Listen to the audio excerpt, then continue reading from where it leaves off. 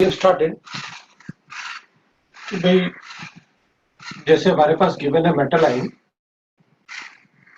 और octahedral structure है, तो विल राइट दैट ऑक्टाहेड्रल में ऐसे होगा। और हमने चेक किया था कि भाई अगर हमें ऐसे गिवन है 1 2 3 4 5 6, तो I have told you that कि अगर इसको ऑप्टिकली एक्टिव बताना है तो इसमें पास और कॉस नहीं होना चाहिए, मस्ट बी एब्सेंट।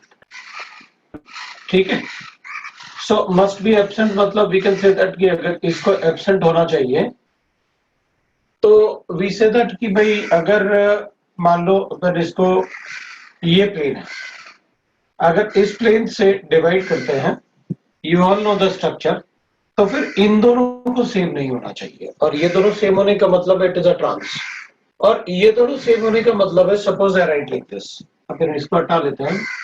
ऑलरेडी मैंने आपको बता रखा है अगर ये ऐसे होगा, तो अगर ये ऐसे होगा तो किसी भी ब्रैकेट में अपन ऐसे लिखेंगे बिकॉज वो ट्रांस होता है ए ट्रांस ए।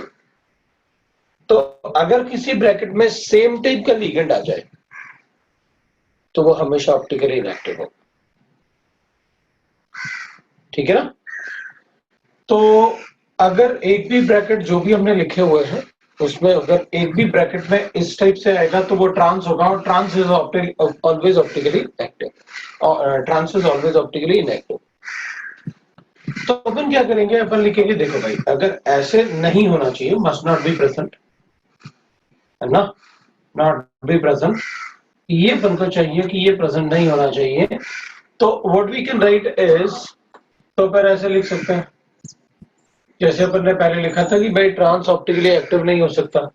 तो अपन कहेंगे देखो अभी we can say that complex like, जो भी कॉम्प्लेक्स होंगे, so we can say that complex like Ma6 Ma5b Ma4b2। अब Ma4b2 का मतलब हो गया कि भाई इसमें Ma4b2 we can write that, फिर we can say that Ma4bc, Ma4 Ma3b3,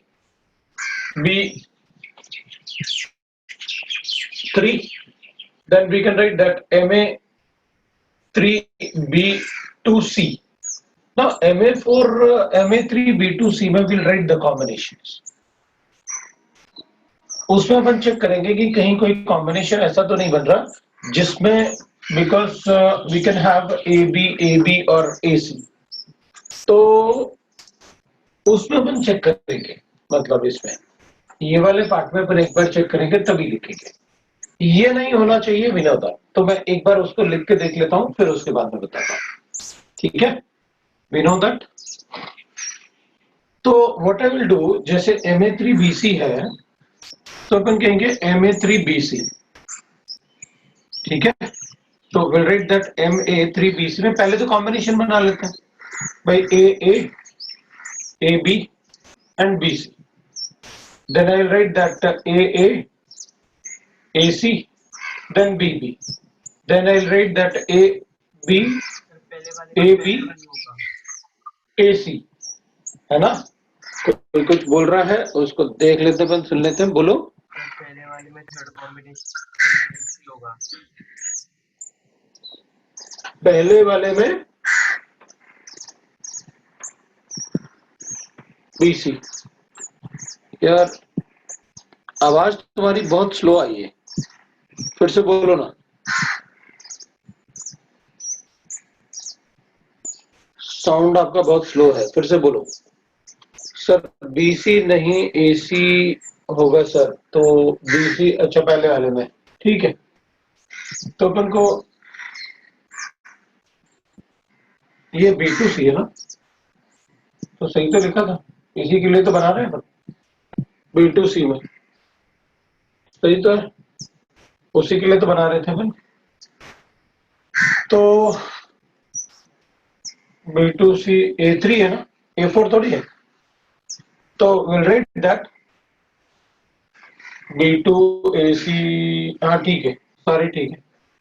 तो विल से दैट कि भाई इसमें और कोई कॉम्बिनेशन नहीं बनेगा, यही कॉम्बिनेशन हो गया, राइट ना।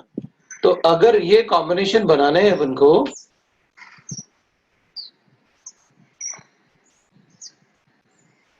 ठीक है, अगर ये कॉम्बिनेशन बनाना है अपन को तो अपन एक बार चेक कर लेते हैं भाई। अब इसमें पहले इसको बनाते हैं। तो मैंने जैसे आपसे कहा ना कि ये अपन को गिवन है, तो इसका मतलब होता है जो ये लिखा होता है ये ए ट्रांस ए होता है, ये भी ए ट्रांस बी होता है, मतलब ये 180 डिग्री का होता है और बी ट्रांस सी होता है। तो ठीक है, लिख देते हैं भाई। अगर कोई ट्रांस में जैसे मान लो ये है मेरे पास और इसमें ऐसे गिवन है अपने पास, तो ये वाला पार्ट आप ऐसे लिखना, ये वाला पार्ट आपने ऐसे लिखा और ये वाला पार्ट आपने ऐसे लिखा, ठीक है। तो हमें एक बात पता है भाई, ठीक है, इस वाले स्क्वायर प्लेनर से ये अपोजिट एक जैसे हो गए ना लीगन, अगर अपोजिट एक जैसे हो गए तो क्या हो जाएगा, इस वाले प्लेन से इसमें प्लेन ऑफ सिमेट्री होगी, optically inactive due to cause. तो ये ऑप्टिकली इनएक्टिव हो जाएगा, तो क्या कहेंगे अपन, ये भी ऑप्टिकली इनएक्टिव है, ये भी ऑप्टिकली इनएक्टिव है, तो अपन लिखेंगे ये भी ऑप्टिकली इनएक्टिव है, ये भी ऑप्टिकली इनएक्टिव है। अब इसको चेक करते हैं बस, क्योंकि इसमें कोई भी कॉम्बिनेशन में सेम टाइप का लिगेंड नहीं आ रहा है, कर लेते हैं। तो सपोज मेरे पास ऐसे गिवन है, मेटल है and will write like this, ठीक है, आपको पता है ये वेज डिस्क फॉर्म है, तो आप थोड़ा ध्यान रखो उसको, ठीक है। तो what I will do, A B, चलो भाई लिख लेना, या फिर मैं इसको ऐसे लिखता हूं, और फिर मुझे ए बी लिखना है तो मैं इसको ऐसे लिख लूंगा, फिर मुझे ए सी लिखना है तो ऐसे लिख लेता हूं। We know that it is a plane of symmetry, इसमें प्लेन ऑफ सिमेट्री दिख रहा है अपन को, कैसे, इसी प्लेन से प्लेन ऑफ सिमेट्री है, इधर वाला पार्ट और इधर वाला पार्ट बिल्कुल एग्जैक्टली एक जैसा दिख रहा है। तो अपन कहेंगे ठीक है, मैं ऐसे नहीं लिखना चाहता, मैं तो ऐसे लिखना चाहता हूं। आप किसी भी फॉर्म में लिखो, मैंने तो बेस्ट में लिखा सो दैट कि कुछ गड़बड़ नहीं होगा। आप कहोगे नहीं नहीं मैं तो ऐसे लिखूंगा, आप बताओ आप क्या प्रॉब्लम है ना। आपने ए बी यहां लिखे थे ना और ए बी, तो मैं इसको ऐसे लिखूंगा, ए बी इधर लिखूंगा और फिर एक ए बी इधर लिखूंगा और उसके बाद फिर ए सी इधर लिखूंगा, मेरी मर्जी। तो अपन कहेंगे ठीक है, इसमें भी प्लेन ऑफ सिमेट्री बन रही होगी, कैसे, ये है तो ट्रांस, इस वाले प्लेन से इसमें प्लेन ऑफ सिमेट्री बन रही, आप देख सकते हैं बन रहा है ना प्लेन ऑफ सिमेट्री। इसका मतलब ये भी ऑप्टिकली इनएक्टिव है हमेशा।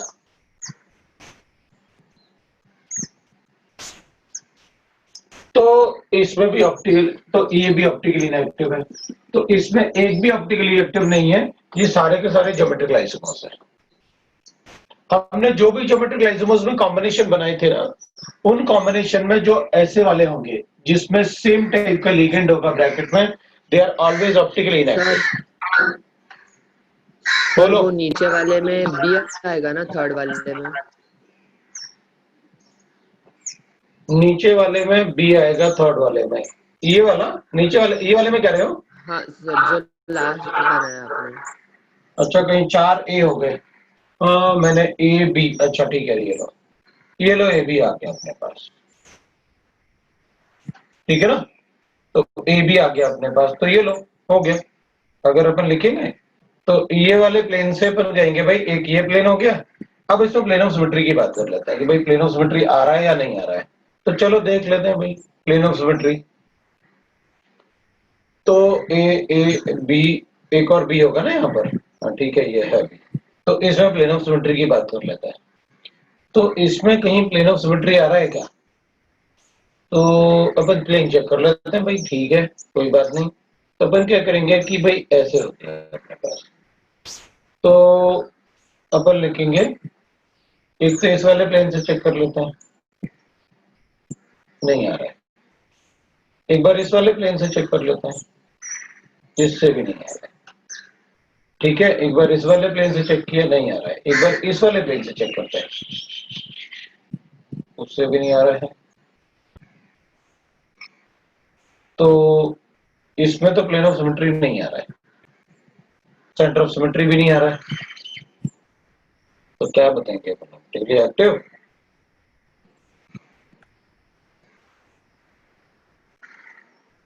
नहीं, ऑप्टिकली एक्टिव तो नहीं बताऊंगा, क्योंकि कॉम्बिनेशन मतलब बनेंगे ही बनेंगे कुछ ना कुछ। तो अपन कहेंगे इसमें प्लेन ऑफ सिमेट्री,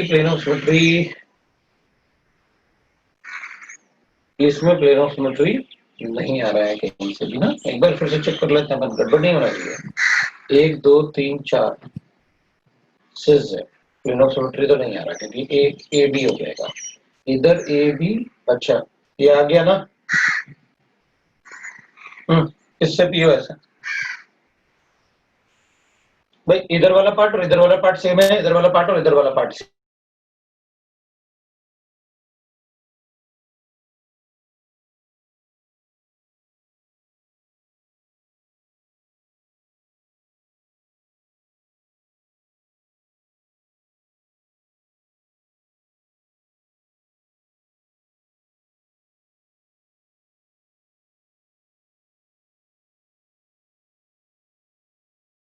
ठीक है, अब मैं जैसे मैंने अभी बनाया था ना भाई, ए और ए अगर ऐसे लिखा होगा जैसे ये है, ये ट्रांस आइसोमर है, तो ये तो कभी ऑप्टिकली एक्टिव हो ही नहीं सकता।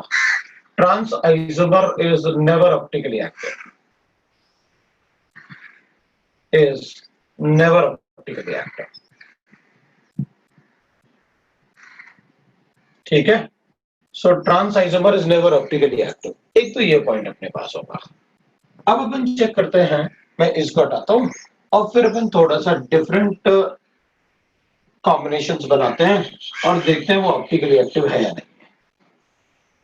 अब अगर मान लो मेरे पास ऐसे दिखते हैं MA3B, और मैं इसमें लिख लेता हूं BCD, ऐसे लिखा मैंने, तो इसके कितने कॉम्बिनेशंस होंगे? इसके MA3BCD बनाओ भाई कॉम्बिनेशंस।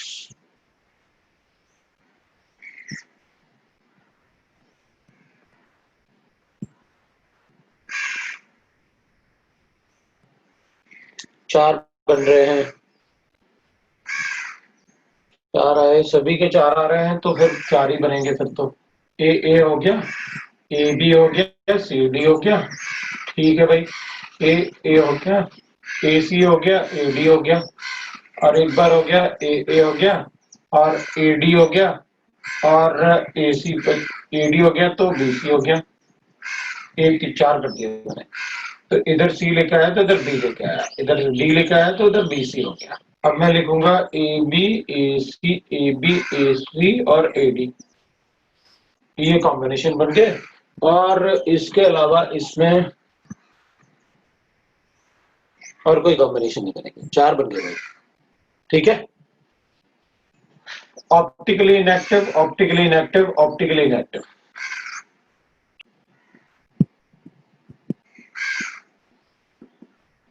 अब इसको चेक करना है बस, तो एक बार चेक कर लेते हैं। मैटर लिखते हैं, अब बना देते हैं। ठीक है, ये ऐसे हो गए अपने पास। तो अपने पास ए बी लिखा भाई। अब अपन ना कोशिश करेंगे कि बेस्ट वे में ऐसे बनाए सो दैट कि इसमें अपन को ऑप्टिकल इनएक्टिविटी दिखे। इधर लिखते हैं अपन एसी, और इधर लिखते हैं अपन एडी। अब अपन चेक करते हैं कि इसमें ऑप्टिकली एक्टिव ये ए बी था। अब इसमें ऑप्टिकली इनएक्टिविटी दिख जाए अपन को, तो ऑप्टिकली इनएक्टिव दिख जाए तो अपन इसमें तो नहीं आ रहा, क्योंकि ऊपर ए है इधर बी है। इस वाले में चेक करते हैं अपन, नहीं आ रहा। ठीक है, और इस वाले में चेक किया तो भी नहीं आ रहा। इस वाले प्लेन से चेक किया तो इधर ए है इधर बी है, इधर ए है इधर डी है, नहीं आ रहा। इधर वाले से प्लेन से चेक करता हूं, इधर ए है इधर सी है, इधर ए है इधर बी है, it is optically active, E optically active. तो अपन क्या करेंगे, जब अपन से इसका नंबर ऑफ स्टीरियो आइसोमर पूछेंगे, ज्योमेट्रिकल इज 4, तो इसके ज्योमेट्रिकल आइसोमर इज 4 और ऑप्टिकल आइसोमर इज, तो अपन कहेंगे भाई इसका ऑप्टिकल आइसोमर्स ना that will be equal to 5। वो क्यों? क्योंकि इसके लिए मुझे डीएल काउंट करना पड़ेगा, उसके लिए हमें डीएल काउंट करना पड़ेगा।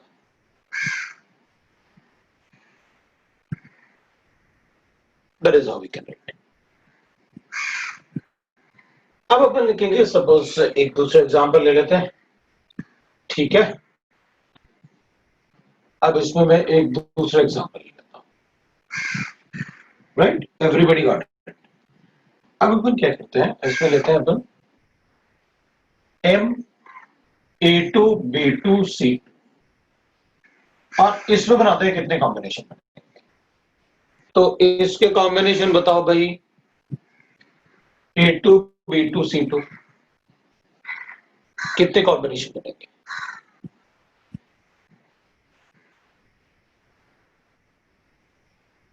5 बन रहे हैं। AA BB और CC, AA BC और BC, फिर अपन लिखेंगे AB AB और CC, AC BB और AC, ठीक है। और फिर लिखते हैं अपन AC AB BC और AC, 5 कॉम्बिनेशन। किसी को डाउट है तो बताओ, राइट। अब अपन क्या करेंगे, ये optically inactive, optically inactive, optically inactive, optically inactive, ये सब ऑप्टिकली इनएक्टिव है। ये भी ऑप्टिकली इनएक्टिव, ये भी ऑप्टिकली इनएक्टिव, ये भी ऑप्टिकली इनएक्टिव। इसको चेक करना पड़ेगा क्योंकि इसमें कहीं भी ट्रांस जैसे नहीं बन रहा।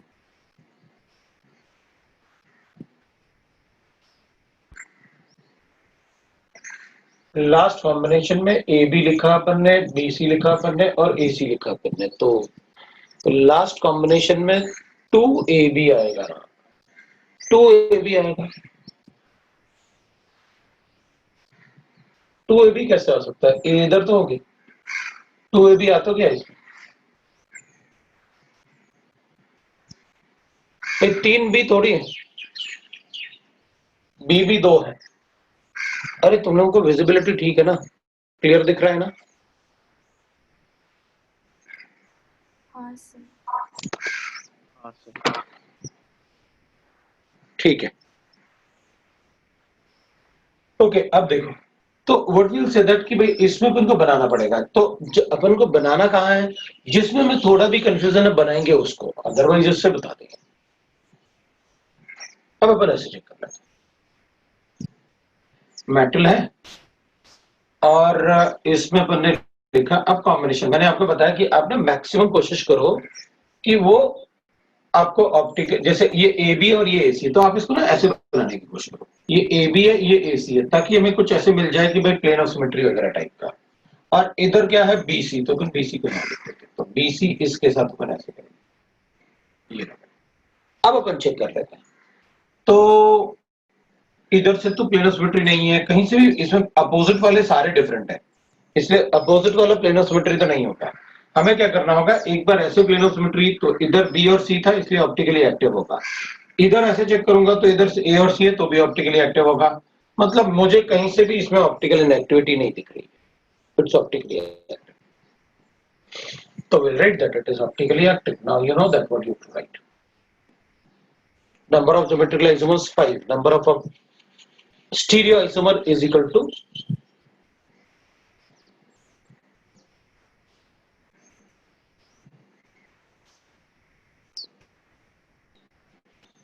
मैं यहां पर लिख देता हूं, है ना, क्योंकि मुझसे पॉइंट 1 पूछा जाएगा, number of stereoisomer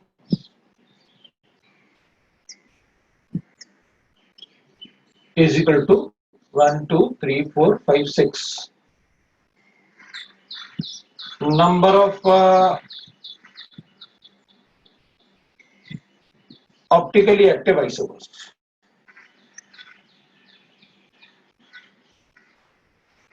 is equal to 2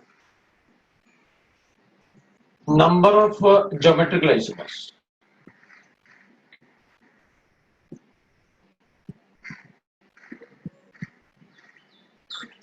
five.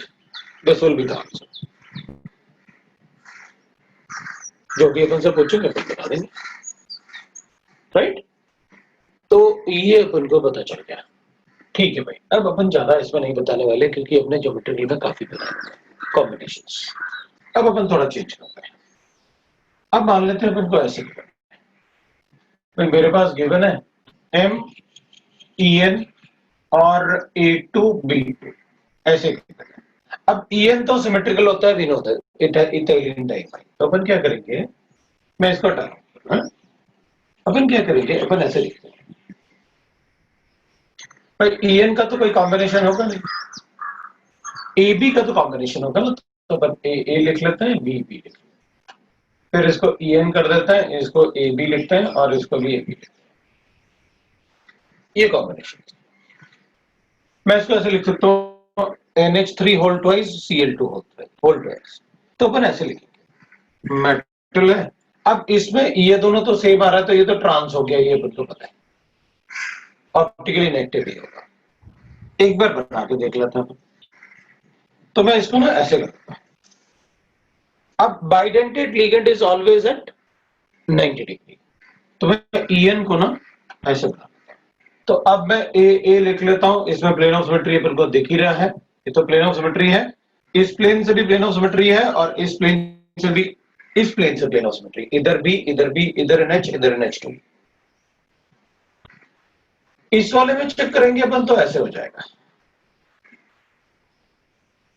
ये EN हो जाएगा, इधर AB, इधर AB।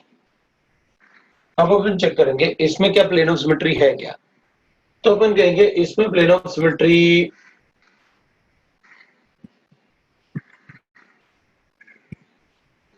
नहीं है, ऑप्टिकली है। बोलो, AB को ऑपोजिट, अपन ने AB को ऑपोजिट लिखना था ना, AB और AB, बिल्कुल, लेकिन वो कॉम्बिनेशन बना ही नहीं पाएंगे अपन इसमें, क्योंकि EN को तो मैं कहीं ले नहीं जा सकता भाई, EN को इधर लिखोगे तब भी नहीं लिख सकता। तो इस टाइप से जब बाइडेंटेड लिगेंड आएगा तो अपन उस टाइप से ज्यादा बना नहीं पाएंगे, ये सिर्फ मोनोडेंटेड लिगेंड में ही वो पॉसिबल है कॉम्बिनेशंस। लेकिन मुझे ये पता है कि इसमें ये ट्रांस था, ऑप्टिकली इनएक्टिव था, ये ऑप्टिकली एक्टिव हो सकता था, तो AB अपोजिट, क्योंकि EN तो 90 पे ही होगा, उसके अलावा अपन कुछ कर ही नहीं सकते, ये फिक्स है, इसलिए अपन उसको 90 नहीं कर पाएंगे। इसको एक ही 90 लिख सकते हो, यहां लिख के यहां थोड़ी लिख सकते हैं, यहां लिख के यहां थोड़ी लिख सकते हैं। तो ये वाले पार्ट इस कॉम्बिनेशन में नहीं बनेंगे, और वैसे ही बाइडेंटेड लिगेंड आने से ना नंबर ड्रास्टिकली कम हो जाएगा। जैसे यहां पर अपन ने देखा ना, ये दो ही कॉम्बिनेशन है, तो इस टाइप से तो नहीं लिख सकता मैं, लेकिन ये कॉम्बिनेशन बन जाएगा। मैं आपको लिगेंड तो लिख रही है, तो ये ऐसे नहीं लिखते हैं अपन ब्रैकेट में, लिगेंड तो लिख ही सकते हैं ना, लेकिन ये अपने लिए ट्रांस हो गया। तो फिर क्या करेंगे, और कोई कॉम्बिनेशन पॉसिबल नहीं है इसमें, और कोई कॉम्बिनेशन पॉसिबल नहीं है। बस अपन ऐसे बता सकते हैं कि EN के अपोजिट में BB है एक बार, और EN के अपोजिट में AB हो गया। या अपन कहेंगे ऊपर A था, नीचे B था, तो वो तो इसमें भी होगा, लेकिन यहाँ पर AB है, यहाँ पर AB है, यहाँ पर AA है और यहाँ पर AB है, तो वो डिफरेंट होंगे दोनों। तो अपन कहेंगे भाई ठीक है, फिर इसमें क्या करना है, बताना क्या है ये बताओ। दोनों ही ज्योमेट्रिकल आइसोमर्स हैं, लेकिन मैं सिस और ट्रांस नहीं बता सकता। वो क्यों? तो अपन कहेंगे देखो, अगर इधर सेम लिखा हुआ ना अपन ने, तो इस वाले नहीं सिजर, इधर से अपन क्या बना सकते हैं, इधर वाले से ट्रांस, लेकिन इधर वाले से सिस भी आ रहा है,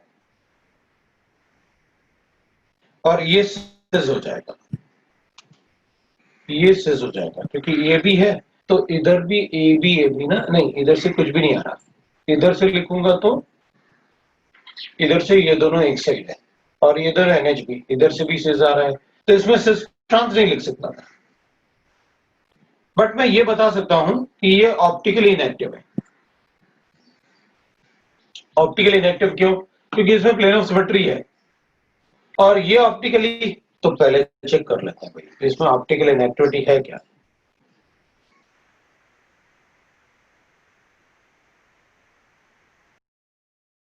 इधर नाइट्रोजन होगा, उधर ही, दिस इज ऑप्टिकली एक्टिव, इसके लिए डीएल होगा और वो ऐसे होगा।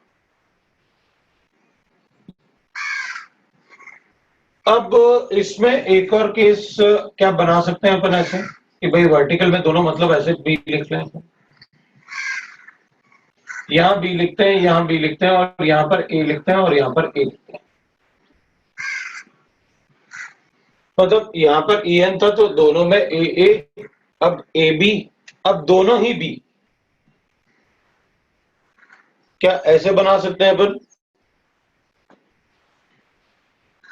तो कॉम्बिनेशन से आपको बनाने पड़ेंगे, मतलब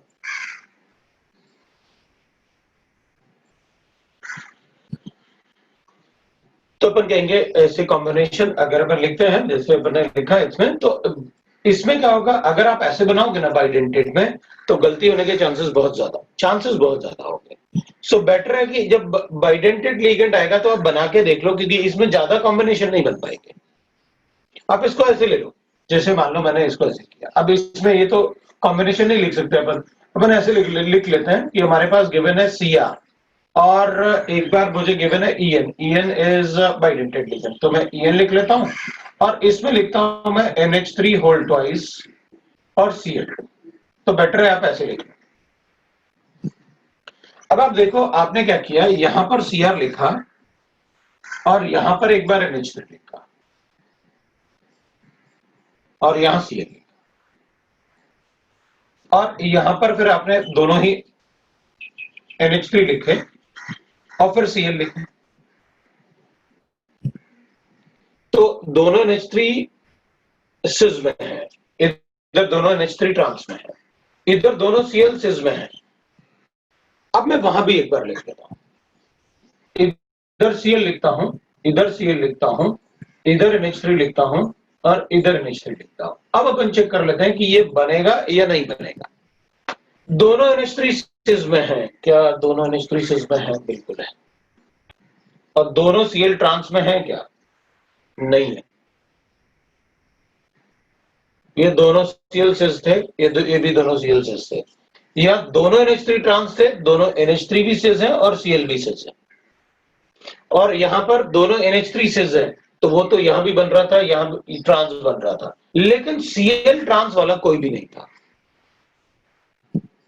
तो बेटर है कि जब आपको कोई बाइडेंटेड लिगेंड मिलेगा तो आप क्या करोगे, उसमें बना के देखोगे। अब इसमें अगर ट्रांस है तो ऑप्टिकल इनएक्टिव है, टोटल आइसोमर्स मेरे पास 4 आ गए ऑप्टिकल आइसोमर्स। तो आप क्या करोगे, बना के देखोगे, और बना के देखने से तुमको पता चल जाता है। ये EN तो हमेशा 90 पे रहेगा, आप कहीं भी रखो वो 90 पे ही रहेगा, तो बेटर है कि आप ना उसको स्क्वायर प्लेनर वाले पार्ट में ही रखा करो, इस वाले पार्ट में, क्योंकि उसमें गलती होने के चांसेस कम होंगे। अब मान लेते हैं अपने पास ऐसे क्यों, अब मैं इसको हटा देता हूं, ये अपन को हमेशा याद रहेगा ये पॉइंट जो मैंने कहे आपसे। अब अपन क्या करेंगे, इसको ऐसे कर देते हैं, दूसरा एग्जांपल लेते हैं। मेरे पास मेटल है, EN है और Cl2, ऐसे कर लेता हूं। तो EN अब तो आपने 2 लिख दिया, तो एक बार तो मैं ऐसे लिख लेता हूं, एक EN ऐसे लिखता हूं और दूसरा EN ऐसे लिखता हूं। और Cl एक बार ऐसे ट्रांसफर होने देते हैं।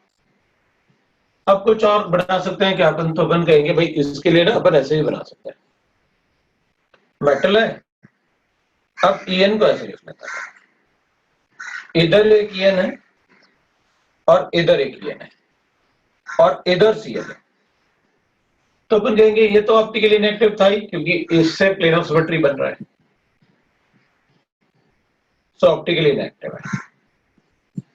अब अपन कहेंगे व्हाट अबाउट दिस, ये ऑप्टिकली इनएक्टिव है या ऑप्टिकली एक्टिव है, तो क्या बोलेंगे उसको, ऑप्टिकली इनएक्टिव बोलेंगे, ऑप्टिकली एक्टिव बोलेंगे?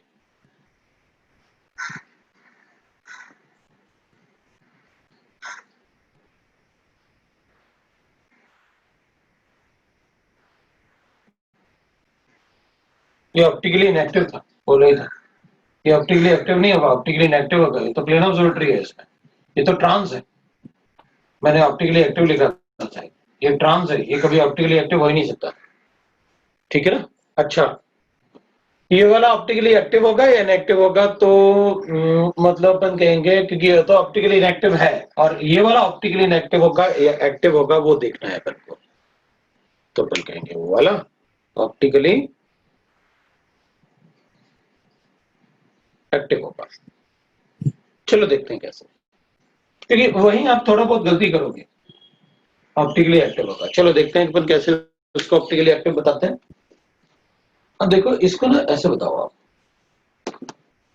अपने स्क्वायर प्लेनर ऐसे ले लेते हैं अपन, ठीक है, और एक ऊपर बॉन्ड ऐसे होता है, अपन को पता है, एक नीचे ऐसे होता है, एक ऊपर होता है ऐसे, नीचे बॉन्ड होता है, एक ऊपर होता है ऐसे,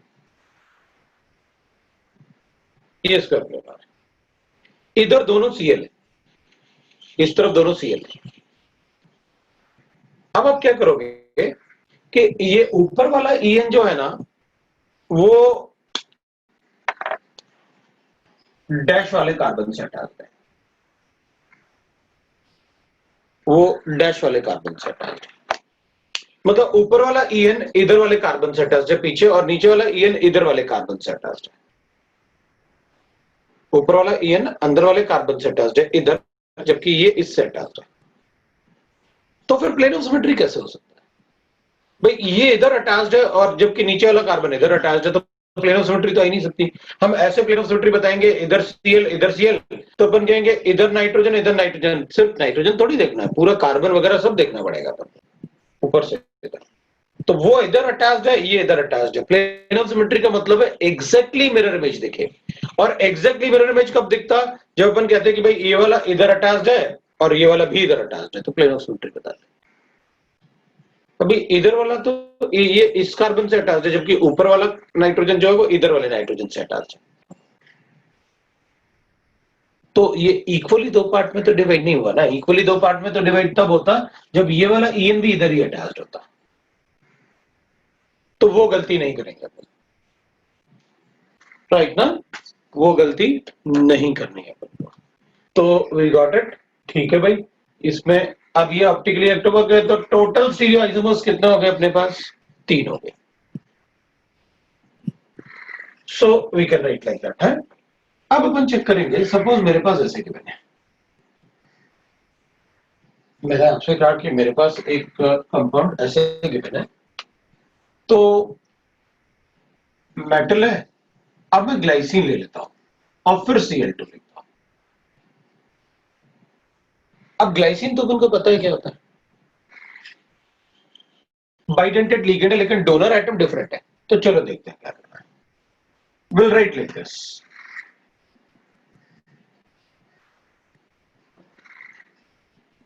कोई बड़ा मतलब बहुत बड़े बड़े क्वेश्चन नहीं पूछेंगे अपन से, क्वेश्चन मतलब इजी पूछेंगे, बस वो कॉम्बिनेशन में अपन को गलती नहीं करना है। ये ON, ये भी ON हो जाएगा। अब अपन क्या करेंगे, एक बार ट्रांस लिखा अपन ने और ON ऐसे लिखा अपन ने, तो एक बार और अपन ऐसे लिखेंगे,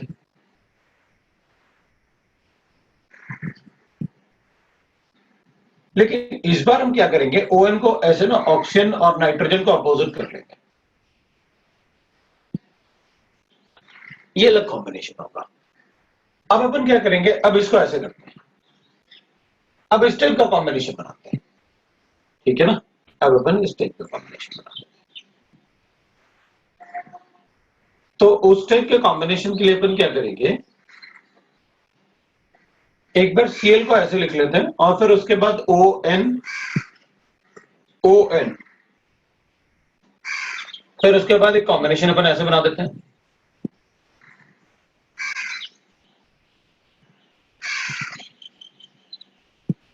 ये इधर ऐसे बना दिया अपन ने। अब एक बार अपन क्या करेंगे, इधर लिखेंगे Cl, तो ऐसे हो गया। फिर एक बार अपन लिखेंगे भाई इधर ON और इधर ON।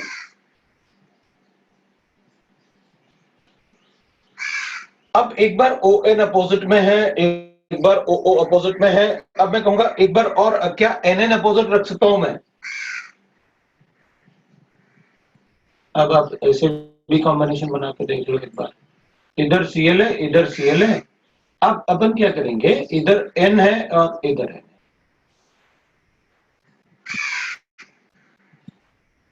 ये अपने पास कॉम्बिनेशन। अब अपन एक बार चेक कर लेंगे किसको चेक करना है, अपोजिट वाले को। क्योंकि इसमें क्या था, जैसे इसमें नाइट्रोजन अपोजिट है, इसमें ऑक्सीजन अपोजिट है, मतलब इन दोनों में अपन को चूज एक बार प्रिकॉशन लेके चेक कर लेना चाहिए। अगर सही है तो सही है। Cl के अपोजिट में नाइट्रोजन है,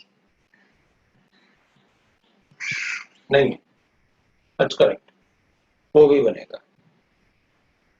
अब क्या करेंगे अपन, ये हमारे पास कॉम्बिनेशन बन गया। जब भी ना ऐसे मतलब जो लिगेंड है उसमें, बाइडेंटेड लिगेंड में अगर डोनर एटम डिफरेंट है तो आपको काफी प्रिकॉशन लेना चाहिए। तो वी गॉट लाइक दिस। अब अपन कहेंगे इसमें ये ऑप्टिकली इनएक्टिव, ये ऑप्टिकली इनएक्टिव, ये ऑप्टिकली एक्टिव, ये ऑप्टिकली एक्टिव, ये भी ऑप्टिकली एक्टिव, ये तीनों ऑप्टिकली एक्टिव। मतलब डीएल डीएल 6 तो ये हो गए और 2 ये हो गए, 8 हो गए टोटल। ये ऑप्टिकली इनएक्टिव, ये ऑप्टिकली एक्टिव, ये भी ऑप्टिकली एक्टिव, ये भी ऑप्टिकली एक्टिव और ये ऑप्टिकली इनएक्टिव। तो मैं लिखूंगा total isomers, total stereo isomers is equal to, isomers हो गए अपने पास 6, 8 हो गए। Optically active, active is equal to आगे कितने आगे अपने पास, ऑप्टिकली एक्टिव 6 और ज्योमेट्रिकल आइसोमर्स 1 2 3 4 5। लो भाई अपने पास आंसर। अपन ने सारे कॉम्बिनेशन जो बनाए थे वही तो ज्योमेट्रिकल आइसोमर्स है। इसमें स्टीरियो आइसोमर्स इज 3, इधर वाले में ये डीएल होगा, ये 1 होगा। ऑप्टिकली एक्टिव 2, टोटल 3, ये कॉम्बिनेशन है। अब इसमें अपन से ऐसे मतलब जरूरी नहीं कि अपन से नंबर ही पूछेंगे,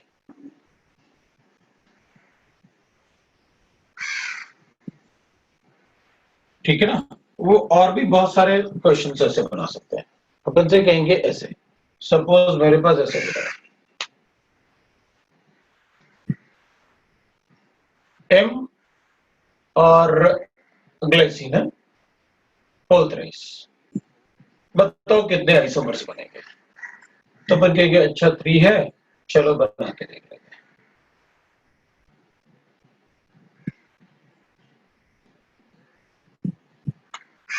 तो अपन क्या करेंगे, ऐसे बनाने पड़ेंगे, O N O N O N. दूसरा आइसोमर अपन बनाएंगे ऐसे,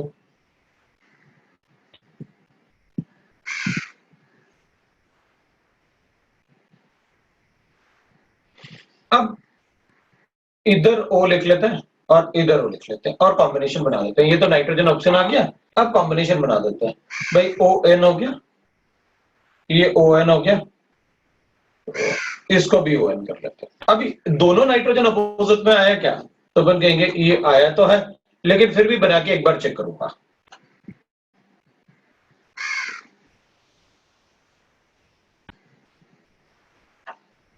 ये नाइट्रोजन है, इधर नाइट्रोजन है।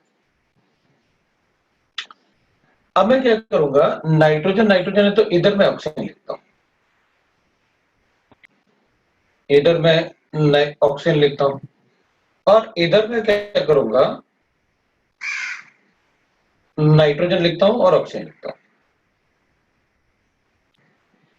तो एक बार चेक कर लूंगा, दोनों ऑक्सीजन अपोजिट में, ये है, एक नाइट्रोजन एक ऑक्सीजन अपोजिट में है, और दोनों ऑक्सीजन अपोजिट में, एक अपन ने ये बना ही लिया था, नाइट्रोजन ऑक्सीजन, और नाइट्रोजन नाइट्रोजन अपोजिट में है, ये नाइट्रोजन नाइट्रोजन अपोजिट में है, ये ऑक्सीजन ऑक्सीजन अपोजिट में है, ये ऑक्सीजन नाइट्रोजन अपोजिट में, इट इज सेम, दोनों ही सेम है, दे आर नॉट डिफरेंट।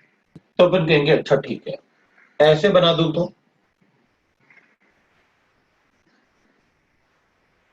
तो अपन कहेंगे फिर आ जाएगा, दोनों ऑक्सीजन अपोजिट में है, दोनों ऑक्सीजन अपोजिट में है, बिल्कुल, दोनों नाइट्रोजन अपोजिट में है, बिल्कुल, और एक ऑक्सीजन एक नाइट्रोजन अपोजिट में है, बिल्कुल, दे आर सेम।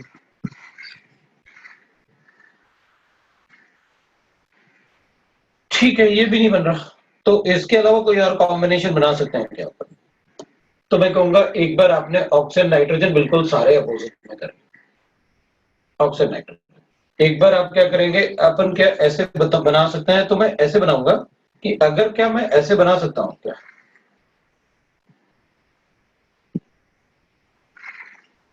थोड़ा इधर बनाता हूं, ये आपको पता है, ठीक है, इधर बनाऊंगा तो ठीक रहेगा,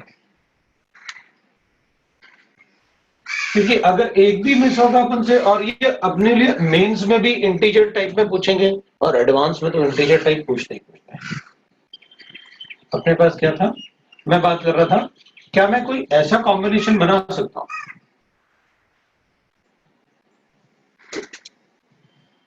क्या मैं कोई ऐसा कॉम्बिनेशन बना सकता हूं जिसमें, ऐसे कर लेता हूं, एक मिनट पहले ये बना दूं, फिर उसके बाद check कर लेंगे। मैं क्या करूंगा, जैसे आपने ऑक्सीजन नाइट्रोजन लिखा था, तो oxygen oxygen oxygen, nitrogen nitrogen और नाइट्रोजन, चलो बना के देखते हैं, ये इधर बनाता हूं, ये पॉसिबल नहीं है, क्यों पॉसिबल नहीं है, क्योंकि आप नाइट्रोजन को ऑक्सीजन से तो अटैच करना ही है, तो ये दोनों हो नहीं सकते, क्योंकि बाइडेंटेड हमेशा 90 डिग्री। इसलिए ये नहीं बन सकता। फिर चेक कर लेते हैं, तो ठीक है, एक को ऐसे कर देते हैं, चलेगा क्या? तो अपन कहेंगे दोनों नाइट्रोजन, तो यही बना तो दिया आपने, कोई बना दिया, फिर तो कोई कॉम्बिनेशन नहीं बन रहा अपन से, बस अपन को ये करना है, इसमें एक बार ऑप्टिकल इनएक्टिविटी, इसका ऑप्टिकल एक्टिविटी चेक कर लेते हैं बस। अब इन दोनों में से ये तो नहीं बन रहा, खत्म हो गए, दोनों ही बनेंगे। अब मुझे ये बता दो आप कि दोनों ऑप्टिकली एक्टिव या ऑप्टिकली इनएक्टिव, क्या?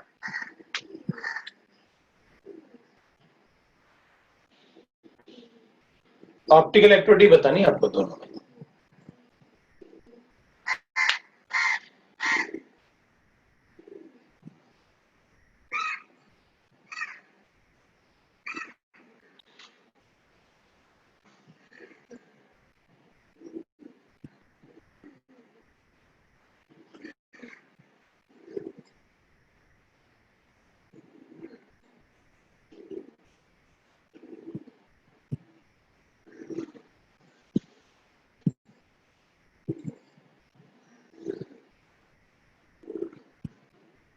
थोड़ा सा वेट करते हैं अपन, और आपको मुझे बताना है कि भाई वो ऑप्टिकली एक्टिव है या नहीं है।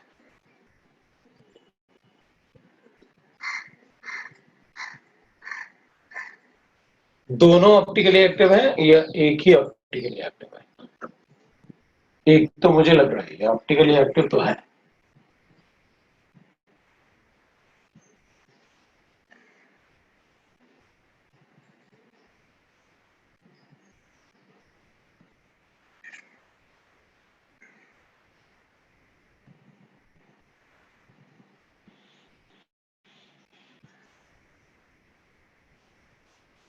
दोनों एक्टिव हैं, दोनों ऑप्टिकली एक्टिव है, बिल्कुल सही है कि वो दोनों ही ऑप्टिकली एक्टिव है, क्योंकि आप ये देखो यहाँ नाइट्रोजन ऑक्सीजन से अटैच है, जबकि ये वाला ऑक्सीजन नाइट्रोजन से अटैच है, तो इसमें कहीं से भी प्लेन ऑफ सिमेट्री नहीं बनेगा और ना ही इसमें कहीं प्लेन ऑफ सिमेट्री बनेगा। अब थोड़ी देर पहले मैंने आपको बना के दिखाया था ना ऐसे, कि आप ये भी ध्यान रखो कि ऊपर वाला ये वाला अगर इधर अटैच्ड है तो ये वाला अगर बाहर की अंदर की तरफ अटैच्ड है तो उस केस में ऑप्टिकली वो प्लेन ऑफ सिमेट्री नहीं बना सकता। अब ये भी चेक करो, अगर ये यहाँ अटैच्ड है और ये वाला यहाँ अटैच्ड है तो ऑप्टिकली इनएक्टिव नहीं है, they are optically active, that can not form a plane of symmetry. ठीक है ना, तो दोनों ही ऑप्टिकली एक्टिव है। ये मुझे देखना, 4 ऑप्टिकल आइसोमर्स हो गए, 2 ज्योमेट्रिकल आइसोमर्स हो गए।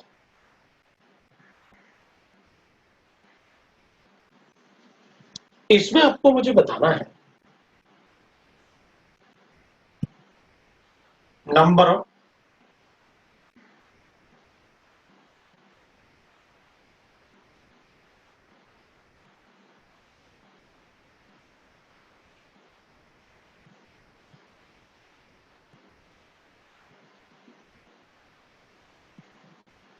आपको ना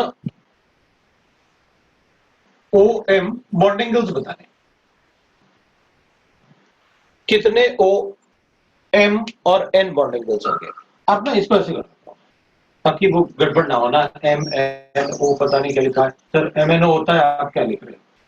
ठीक है ना, तो अपन इसको ऐसे कर सकते हैं। आपको मुझे बताना है कि कितने O C R N bond angles होंगे। How many number of O C R N bond angle is present in this molecule, ये बताओ।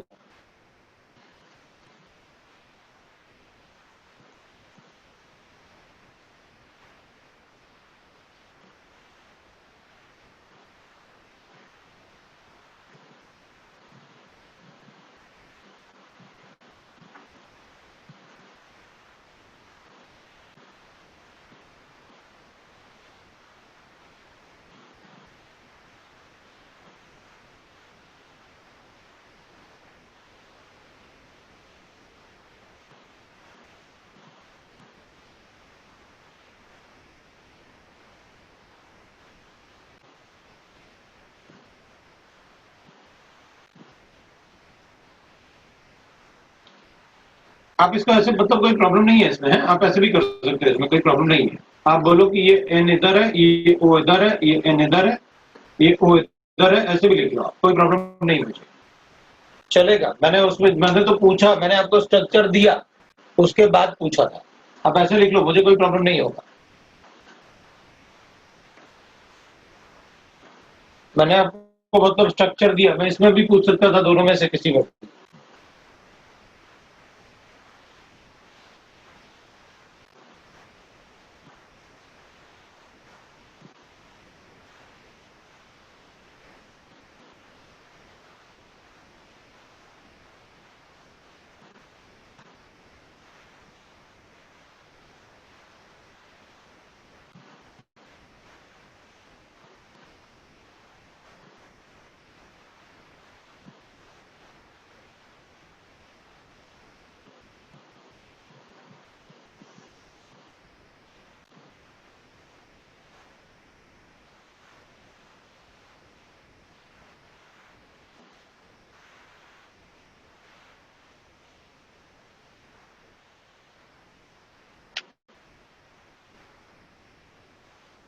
कितने आ रहे हैं?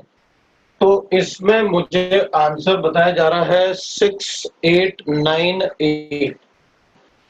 तो ऐसे करता हूं मैं, एक, दो, एक, दो, एक इधर बन गया, एक इधर बन गया, और एक कहाँ बनेगा।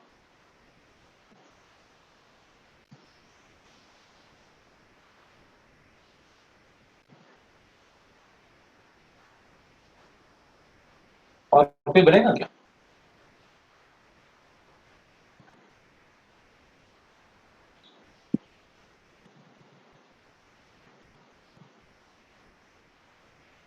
एक तो ये बन गया, एक ये बन गया,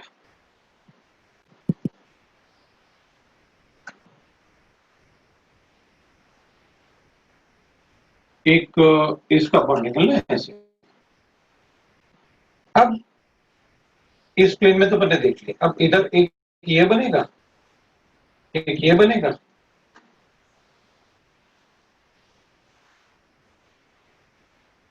इधर एक ये बनेगा, इधर एक ये बनेगा।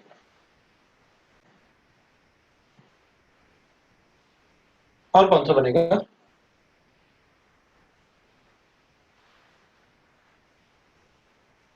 और क्या बनेंगे?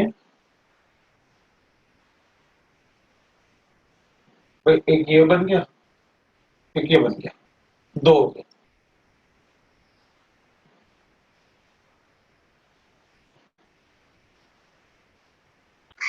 फिर अपन एक ये बना सकते हैं, तो इधर वाले पार्ट में क्योंकि मैं एक ही बना लेता हूं इसको, मतलब एक ये बन गया, एक ये बन गया, तो अगर इस प्लेन में एक बन गया तो फिर दूसरे स्क्वायर प्लेन में कितने बन रहे हैं ये देख लेते हैं। तो एक ये बन गया और एक ये बन गया, इसके अलावा बाकी नहीं बनेगा। तो फिर दो इधर बन रहे हैं, ये दो बन गए, दो इधर बन रहे हैं और दो इधर बन रहे हैं।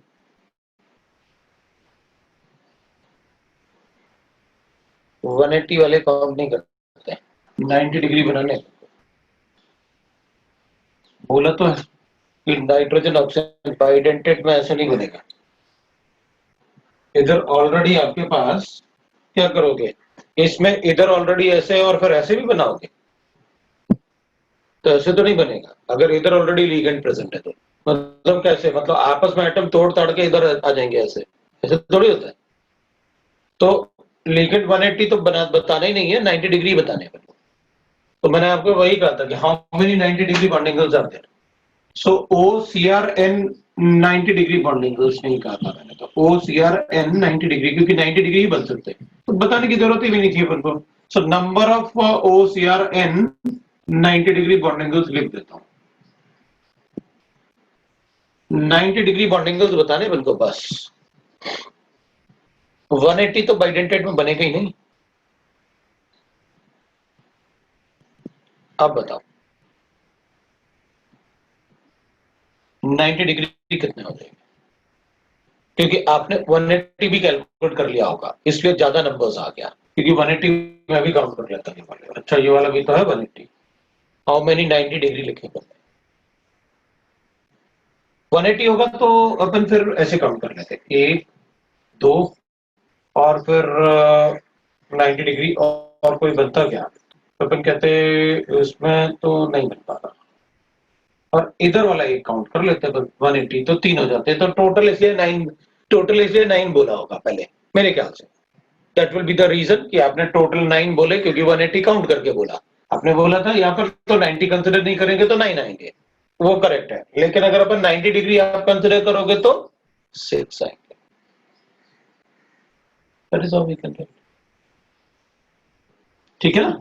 अगर सिर्फ 90 डिग्री काउंट करेंगे तो 6 आएंगे। अगर आपने 90 नहीं लिखा तो आप बिल्कुल, अगर किसी ने 9 बताया था मेरे ख्याल से आंसर, तो वो सही था। अगर मैंने 90 डिग्री मेंशन नहीं किया, हाँ 9 बताया था बिल्कुल, तो वो सही था। क्योंकि 90 अगर आप ये भी एक ये कंसिडर करोगे, एक ये कंसिडर करोगे, अगर ये मेंशन नहीं होता तो आपका आंसर बिल्कुल करेक्ट था।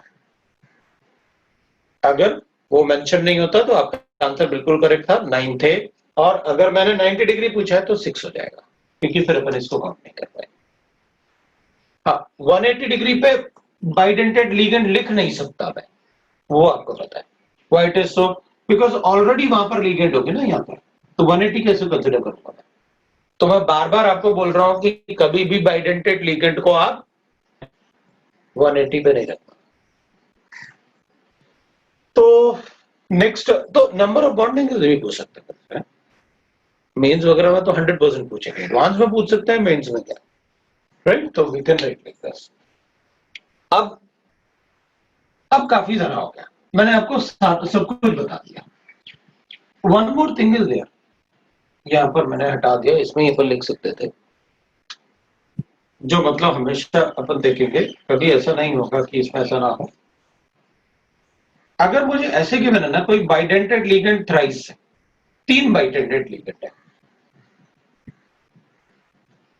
अगर 3 बाइडेंटेड लिगेंड है ना, अगर 3 बाइडेंटेड लिगेंड है,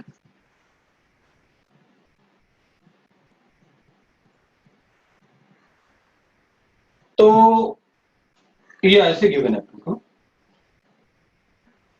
डाइएन तो 2 ही हो जाएंगे, क्योंकि डाइएन में 3 डोनर साइट होते हैं। इवन ईडीटीए भी हो जाएगा, उसमें तो 6 डोनर साइट होते हैं। अगर बाइडेंटेड लिगेंड, इसमें मोनोडेंटेड है नहीं, तीनों बाइडेंटेड है कोऑर्डिनेशन नंबर 6 में, तो these will be always optically active. Doesn't matter वो सिमेट्रिक है या सिमेट्रिक नहीं है, इससे अपन को कोई फर्क नहीं पड़ेगा। मतलब अगर बाइडेंटेड है और तीनों लिगेंड्स जो प्रेजेंट है इनसाइड द कोऑर्डिनेशन स्फीयर, अगर वो बाइडेंटेड है, इट डजंट मैटर वो सिमेट्रिक है या अनसिमेट्रिकल है, सबके सब ऑप्टिकली एक्टिव होंगे।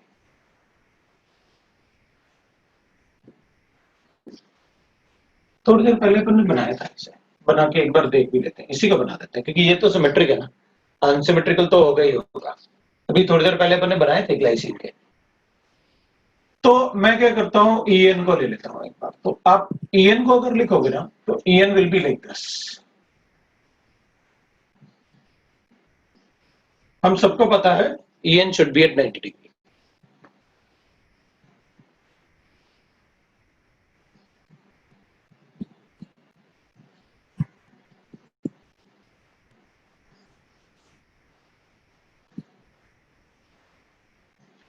एंड अब इसमें अपन कहेंगे, एक तो ये बनेगा, अब इसका ट्रांस भी बना लेते हैं। तो एक बार ईएन ऐसे लिख लेते हैं, एक बार ईएन ऐसे लिख लेते हैं। अब ऐसे थोड़ी लिख सकते हैं, तो ये मैंने अपोजिट बनाया, इधर ऐसे अपोजिट दिख नहीं रहा था, इसलिए मैंने ट्रांस बनाने की कोशिश की।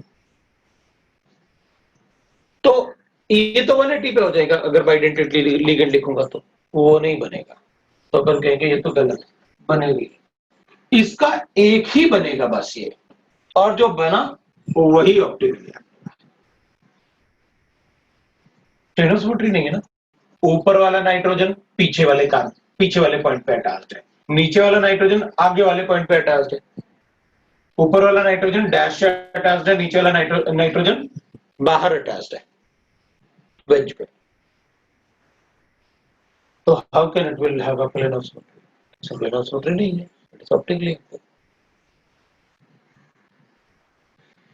तो this is about that optical activity. इसमें बाइडेंटेड वाले ये अगर मिलते हैं अपन को तो सोचना ही नहीं, वो तो ऑप्टिकली एक्टिव होंगे, उसमें कोई कैलकुलेशन नहीं करना है अपन को। अब मैं एक नंबर ऑफ आइसोमर्स की बात करते हैं, इसी को समझें। अब अगर अपन नंबर ऑफ आइसोमर्स की बात करें, जैसे सपोज अपन को ऐसे करें नंबर ऑफ आइसोमर्स,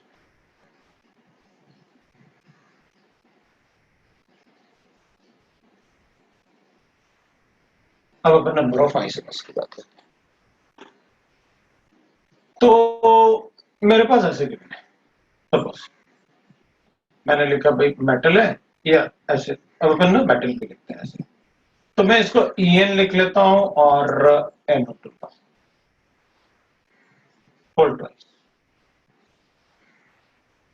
इसको ट्वाइस कर लेता हूं और इसको भी ट्वाइस कर लेता हूं। इसके नंबर ऑफ आइसोमर्स बताओ कितने बनेंगे। तो एक बात का ध्यान रखना कि ये एम्बिडेंट लिगेंड है, आइसोमर पूछे आप। अगर इसकी जगह आप ऐसे लिखते ना मुझसे, अगर इसकी जगह आप मुझसे ऐसे लिखते मेटल है, आप एक बार देख लेना पहले, फिर मुझे कैलकुलेट करके बताना Cl2। तो आइसोमर का मतलब है कि आप स्ट्रक्चरल भी बता सकते हो और स्टीरियो भी बता सकते हो। इसको अगर लिखता तो मुझे कोई प्रॉब्लम नहीं थी, मैं इसको ऐसे कर लेता, फटाफट ऐसे कैलकुलेट करता, ये EN है, ये भी EN है इधर, और ये बोलता मैं इसको सिस हो गया, और एक बार मैं लिखता कि भाई ये ऐसे हो गया, ये इसका ट्रांस हो गया, इधर Cl है, इधर Cl है, इधर EN है, इधर EN है, ये सिस है, ऑप्टिकली एक्टिव है, 3 हो गया भाई, टोटल आइसोमर विल बी 3, इसका DL काउंट करना पड़ेगा, आंसर इज 3।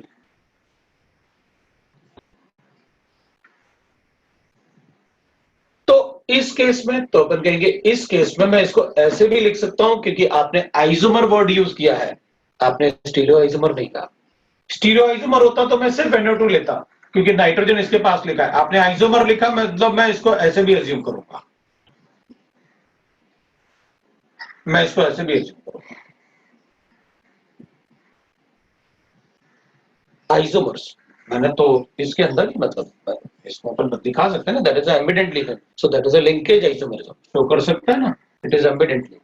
तो अपन क्या करेंगे, अपन कहेंगे ठीक है भाई, आपने ये तो 3 बताई है मुझे, इसी को लिखते हैं और इसकी जगह NO2 लिखते हैं, NO2 लिखते हैं, पर एक बार 2 ONO ONO लिखते हैं, ONO ONO लिखते हैं, फिर एक बार क्या करते हैं, ONO और NO2 लिखते हैं एक बार, टोटल कितने हो गए, 9 बन गए, क्योंकि इस कॉम्बिनेशन में 3 बन रहे हैं, मतलब अपन ने 3 बार ये कॉम्बिनेशन बनाऊंगा मैं ऐसे। अब आप देखना है इसमें है, और आप क्या करोगे कि बिल्कुल वैसे ही जैसे मैं आपको बता रहा हूं, आप बस उसको कॉम्बिनेशन बनाते रहना।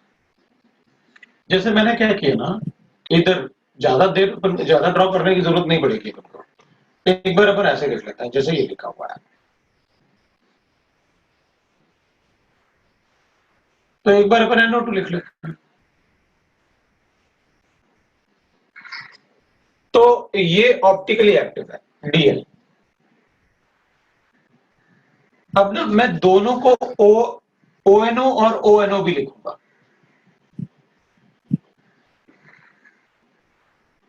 तब भी DL आएगा, और एक बार मैं इसको NO2 लिखूंगा और इसको ONO लिखूंगा, तब भी DL आएगा। 6 तो यही बन गए, इसकी तो बात ही नहीं की अभी।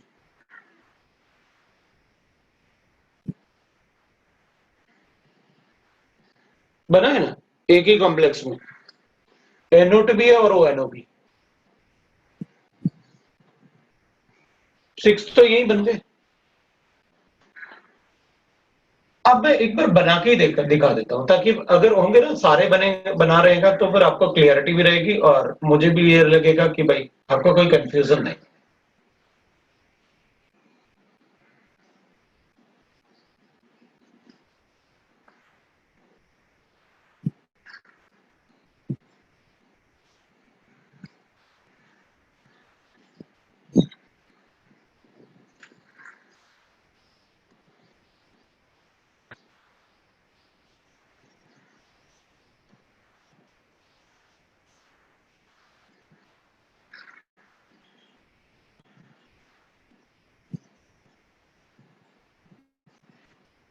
ये बन गए।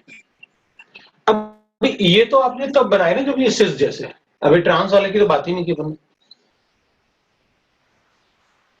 इसके 3 थे, ये सारे DL।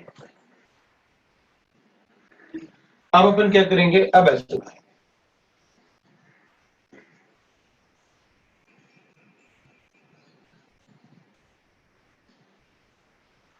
अब इधर एक बार NO2, दोनों ONO, ठीक है, एक बार NO2 लिख देते हैं, और एक बार मैं लिखूंगा दोनों ONO,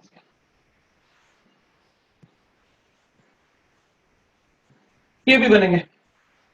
लेकिन ये सबके सब क्या हो जाएंगे, ये वाला तो अब देखना आप है, इसमें भी अपने गड़बड़ करने के चांसेस है कि नहीं, देखते हैं। तो ये तो ऑप्टिकली इनएक्टिव है, क्योंकि इससे ही बता दूंगा मैं, ये प्लेन ऑप्टिकली इनएक्टिव, ये भी, ये ONO है और ये NO2 है, तो अपन कहेंगे प्लेन ऑफ सिमेट्री यहां से नहीं है, ऐसे प्लेन ऑफ सिमेट्री है, इधर वाला पार्ट और इधर वाला पार्ट एक जैसा है, इधर वाला पार्ट एक जैसा है, तो प्लेन ऑफ सिमेट्री ऐसे इधर से बनेगा, ऐसे इधर वाला पार्ट एक जैसा। Optically inactive. और ये भी ऑप्टिकली इनएक्टिव। इसमें तो इससे इधर से भी देख सकते हो आप और वैसे भी देख सकते हो आप। उधर देख लो आप, सब ऑप्टिकली एक्टिव थे, ये ऑप्टिकली, क्योंकि ट्रांस वाला आपने कहा, ट्रांस वाला कभी ऑप्टिकली एक्टिव हो ही नहीं सकता। कैलकुलेट भी नहीं करना, फटाफट लिख दूंगा। ये ऑप्टिकल आइसोमर्स थे। अब मैं एक बार ऐसे लिख लेता हूं, मैं इसको हटाता हूं। अब मेरे ख्याल से ये गॉट एन आइडिया कि आपको करना क्या है। अब एक क्वेश्चन आप लिखोगे, वैसे मैंने आपको ये ध्यान रखना है कि जब भी मतलब अगर 3 बाइडेंटेड लिगेंड है तो अपन को कुछ भी नहीं सोचना है ऑप्टिकली एक्टिव। नंबर पूछेंगे तो क्योंकि अपन को क्वेश्चन ऐसे ही आएगा, how many of the following will be can be optically active. तो अगर वो किसी भी एक कंडीशन में, कोई भी स्ट्रक्चर अगर किसी भी एक कंडीशन में ऑप्टिकली इनएक्टिव हो सकता है तो ऑप्टिकली इनएक्टिव है। अपन ये नहीं कहेंगे नहीं मैं तो ऐसे बनाऊंगा। How many of the following are optically active, मतलब वो सभी कंडीशन में ऑप्टिकली एक्टिव होना चाहिए, तभी अपन उससे ऑप्टिकली एक्टिव बताएंगे। अब आप बना के दिखाओगे एक कंपाउंड में, मेरे पास ये गिवन है, यू टेल मी कि वो ऑप्टिकली एक्टिव है या नहीं। तो मेरे पास प्लैटिनम है और ग्लाइसिन है। इसके total number of isomers calculate करके बताओ भैया। और एक और है, मैंने इसको ऐसे कर लेते हैं क्योंकि ये तो अभी थोड़ी देर पहले लिखा था मैंने, तो मैं इसको ऐसे कर लेता हूं। मैंने ऐसे किया है, थोड़ा सा चेंज किया क्योंकि वो तो Cl2 वाला तो अभी थोड़ी देर पहले बनाया था मैंने, इसलिए मैंने उसको चेंज किया। तो एक बाइडेंटेड भी, एक एम्बिडेंट लिगेंड भी डाला मैंने। अब आप मुझे बताओ इसके टोटल नंबर ऑफ आइसोमर्स कितने होंगे।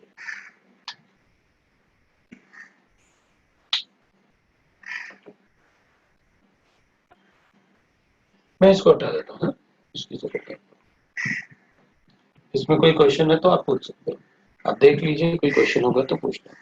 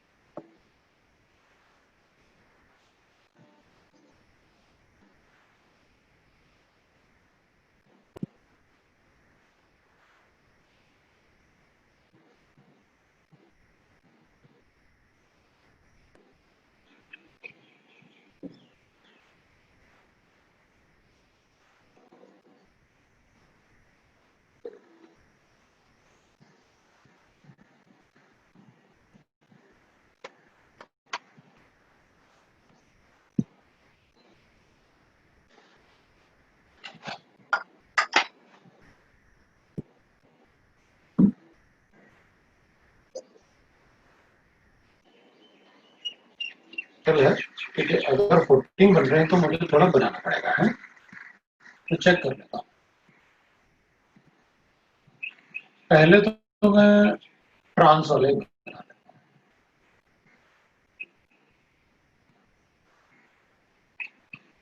हूँ। ठीक है, पहले तो मैं ऐसे कर,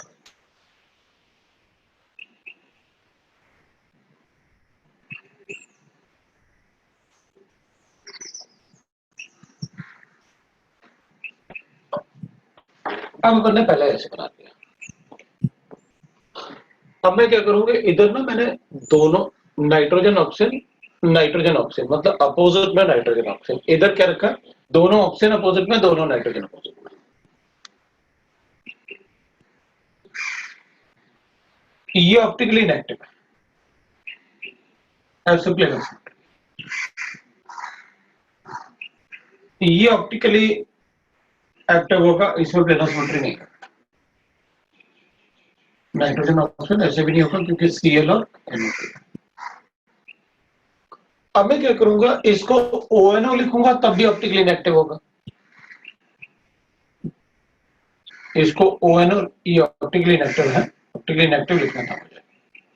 ये इधर ONO लिखूंगा तब भी ऑप्टिकली इनएक्टिव होगा। ठीक है भाई, तो आप उसे बना ही दो।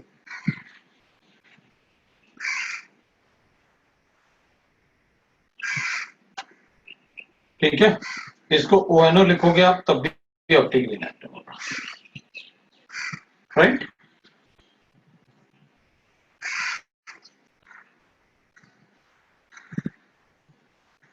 ये भी ऑप्टिकली इनएक्टिव। अब इसमें और कोई बन सकता है, तो अपन कहेंगे भाई और कोई कॉम्बिनेशन तो नहीं बन सकता, इसमें यही हो सकते हैं ऐसे कॉम्बिनेशन। अब अपन क्या करेंगे, अपन ने NO2 और Cl को अपोजिट रखा था, ये 4 बने अभी तक अपने, NO2 और Cl को अपोजिट रखने से। अब अपन इसको ऐसे बनाते हैं, मेरे पास मेटल है, अब मैं इसको ON लिखता हूं, ON लिखता हूं, तो मैं इसको NO2 और Cl लिख लेता हूं, फिर मैं इसको क्या करता हूं, ON लिखता हूं, अब मैं NN अपोजिट रखता हूं और फिर NO2 लिख देता हूं, और इधर O लिख लेता हूं, इधर O लिख लेता हूं। अब मैं एक बार NN अपोजिट कर लिया, अब मैं ON कर लेता हूं, मतलब मैं ON ऐसे कर लेता हूं, और इसमें मैंने क्या किया, इसमें मैं लिखूंगा दैट इज भाई, इधर O लिख लेता हूं, इधर N लिख लेता हूं, इधर N लिखता हूं, इधर O लिखता हूं, ये A बना मेरे पास। अब मेरे पास कोई कॉम्बिनेशन नहीं बचे हुए हैं लिखने के लिए, बस इसको ONO लिखना है, इसको ONO लिखना है, इसको ONO लिखना है, दैट इज लेफ्ट। तो मैं क्या करूंगा, ये भी ऑप्टिकली एक्टिव, ये भी ऑप्टिकली एक्टिव, ये भी ऑप्टिकली एक्टिव, 6 ये हो गए, क्योंकि इसका भी DL बनेगा, इसका भी DL बनेगा और इसका भी DL बनेगा, 6 ये हो गए।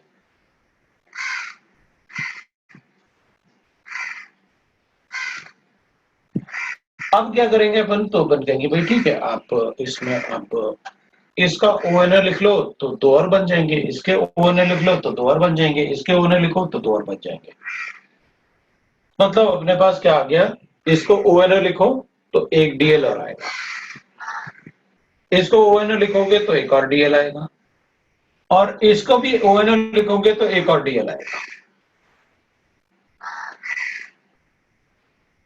ये 4, ये 4, ये 4, तो 12 हो गए, ये 12 हो गए और वो 4 हो गए, 16 हो गए। कितना हो गए, 16 हो गए। अब बताओ, ये आपका आंसर। अब किसी को कोई और भी आ रहा है तो बता दो कि भाई नहीं नहीं मैं तो ऐसे लिखूंगा। मैंने सारे कॉम्बिनेशन बना दिए हैं, एक बार ऑक्सीजन ऑक्सीजन दोनों को, एक बार नाइट्रोजन नाइट्रोजन दोनों को, एक बार नाइट्रोजन ऑक्सीजन दोनों को। अब इधर से कोई कॉम्बिनेशन नहीं बन सकता अपने पास, तो फिर इनके कॉम्बिनेशन की बात कर लेते हैं और बता दो।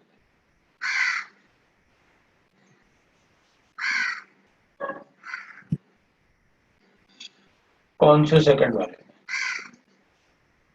सेकंड वाले में NO2 को ONO को ONO नहीं लिख सकते,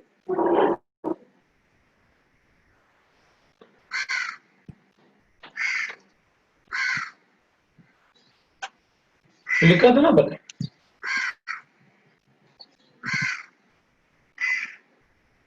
ये वाले की बात कर रहे हैं ना, ये लिखा तो है, बनाए तो है वो ना, इसी की बात कर रहे हो ना तुम, ओ एन ओ लिख लेंगे।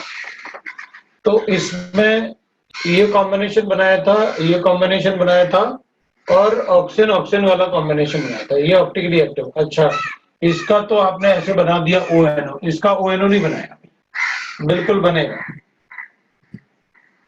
इसलिए अपन जंप करेंगे ना उधर से इधर, इसलिए गड़बड़ हो गया, जंप करेंगे और गड़बड़ हो जाएगी। ये कह रहा है कि इसका ओ एन ओ नहीं लिखा भी आपने, बिल्कुल बनेगा, ये भी ऑप्टिकली एक्टिव बनेगा ना, ऑप्टिकली एक्टिव, बनेगा डी। 16 प्लस 2 18 आ गया टोटल, ये बन गया भाई। सर बोलो। वो फर्स्ट वाले केस में इतना नहीं हुआ क्या कि NO2 और Cl के पोजीशन Cl ऊपर NO2 नीचे, उस पे नहीं बनेंगे क्या? नहीं, ऐसे नहीं बनेगा, वो एक ही बात हुई ना, मतलब आप किसी चीज को ऐसे देख रहे हो और वो सिमेट्रिक है, उसको ऐसे देखो, एक ही बात है, उससे फर्क थोड़ी पड़ता। मतलब Cl साइड पे ना, अगर वो ऑप्टिकली इनएक्टिव है, अगर वो ऑप्टिकली इनएक्टिव है तो सीएल को ऊपर लिखो या नीचे लिखो, फर्क नहीं पड़ने वाला, वो एक ही बात है ना। आप क्या कहोगे कि दोनों ऑप्शन के पास वाला सीएल है, तो हाँ है ना, उस तरफ से देख लो उसको, वो एक ही बात है तो ही, कैसे बोलोगे उसको, मतलब आप बोलना चाह रहे हो मुझसे कि आप ऐसा भी अलग मानो। चलो भाई देख लेते, आप मुझसे कह रहे हो कि आप इसको ऐसे भी अलग मानो, वो अलग नहीं होगा, इधर Cl लिखो, इधर NO2 लिखो, और इधर नाइट्रोजन, इधर नाइट्रोजन, इधर ऑक्सीजन, इधर ऑक्सीजन, इसमें और इसमें क्या डिफरेंस है भाई? दोनों ऑक्सीजन के पास Cl हाँ है, तो ये ऐसे थोड़ी होता है, तो ऐसे होता है, ये ऐसे थोड़ी होगा, तो ऐसे होगा। तो ऊपर NO2 है, नीचे Cl है, हाँ, तो Cl के पास दोनों ऑक्सीजन पीछे की तरफ है ना 90 डिग्री पे, तो वैसे सिर्फ देखना थोड़ी अपन को, बनाना है, राइट। तो ये आपके 18 बन गए। अब आप ये सोचो कि अगर थोड़ा भी बाइडेंटेड या एम्बिडेंट लिगेंड आया, अनसिमेट्रिकल बाइडेंटेड या एम्बिडेंट आया, तो नंबर्स एकदम से शूट अप करते हैं। तो इस बात का ध्यान रखना कि अगर हमें कॉम्बिनेशन बनाने हैं तो अब किसी को जंप नहीं करना, पहले उसके सारे देख लो, और उसके बाद मतलब अगर आपने पहले ट्रांस बनाना शुरू किया है तो आप फिर ट्रांस के ही सारे बनाना, फिर सिस पे जाना, ऐसे नहीं करना एक ट्रांस एक सिस, तो फिर गड़बड़ कर दोगे आप। ये आपका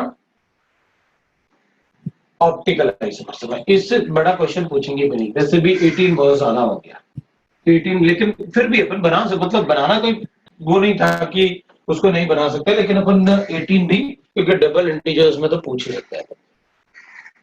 अब अपन पढ़ेंगे थोड़ा सा मेटल कार्बोनाइल्स, इसमें ऑप्टिकल एक्टिविटी वाला पार्ट खत्म हो गया, मेटल कार्बोनाइल्स पढ़ने हैं।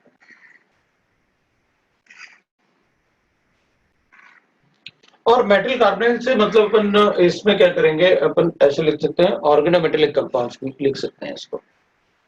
तो पहले अपन मेटल कार्बोनाइल की बात करते हैं, फिर ऑर्गेनोमेटेलिक कंपाउंड की बात करें, क्योंकि metal carbonyl is a part of organometallic compounds.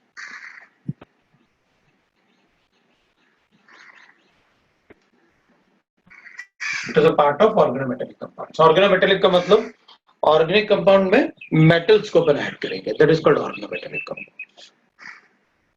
Metal carbonyl वो होता है if there is a covalent bond between the metal and carbon atom, then it is called organometallic compound. तो अपन कहेंगे ठीक है भाई, लिख लेते हैं एग्जाम्पल,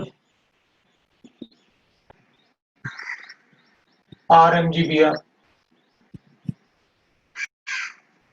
RLI, अभी RMGX लिखा तो मतलब ग्रिग्नर रिएजेंट सारे ही हो गए, उस सैचुरेटेड अनसैचुरेटेड कुछ लिखने की जरूरत नहीं है अपन को, कि उसकी जगह पीएच भी लिख सकते हैं, लाइक दैट, राइट ना। फिर मैं R को मतलब सब्स्टिट्यूट भी कर सकता हूं, ऐसे मैं लिख भी सकता हूं कि R क्या है। वैसे तो अपन को पता है, कोई भी एल्काइल ग्रुप लिख सकते हैं। फिर Al2CH3 होल 6 भी लिख सकता हूं मैं। फिर उसके बाद PbCH2 C2H5 4 भी लिख सकता हूं मैं, लाइक दैट, Hg C2H5Cl ऐसे भी लिख सकते हैं अपन, और एक्सेट्रा। इस टाइप के कंपाउंड्स जो होते हैं उनको अपन, इन सब में कार्बन और मेटल के बीच में कोवलेंट बॉन्ड है, तो उसको कहते हैं अपन ऑर्गेनोमेटेलिक कंपाउंड्स। तो क्या मैं इसको ऑर्गेनोमेटेलिक कंपाउंड बोल सकता हूं? तो अपन कहेंगे नहीं, क्योंकि इधर कार्बन और मेटल का थोड़ी बॉन्ड है, ये तो ऑक्सीजन मेटल का बॉन्ड है। So it can not be organometallic compound, और it can not be a metal carbonyls. Metal carbonate में मेटल और कार्बन के बीच में बॉन्ड होना चाहिए। Metal carbonyls are of 3 types. metal carbonyls bonds are of 3 types.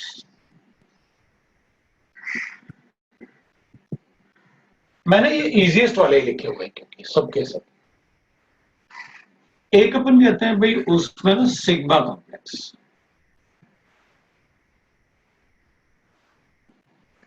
when only sigma bond,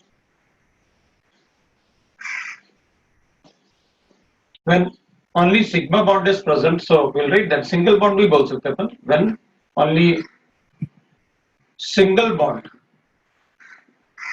तो मैं इसको सिग्मा लिख देता हूं, sigma bond is present between metal and carbon.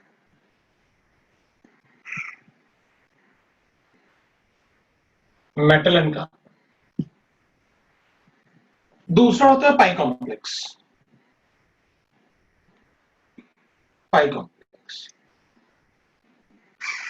when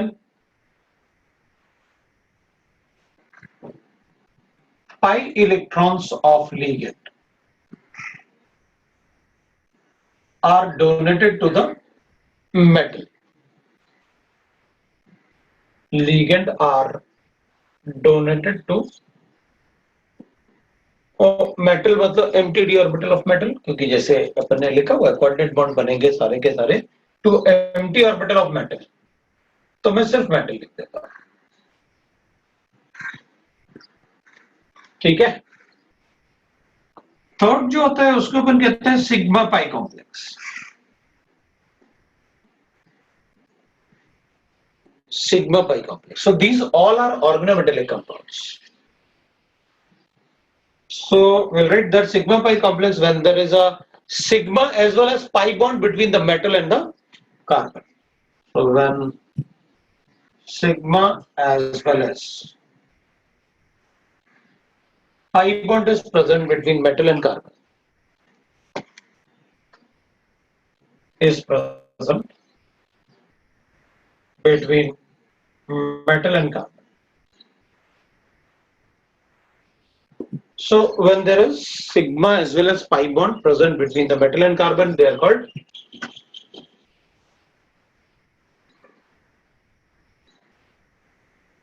sigma pi complex. तो चलो देखते हैं भाई क्या करना है अपन को। मैं पहले ये वाले डिस्कस करते हैं। ऑलमोस्ट सारे एग्जांपल जो मैंने यहाँ पर लिए थे ना, वो सिंपलेस्ट वाले लिए थे, सभी में कार्बन मेटल बॉन्ड है।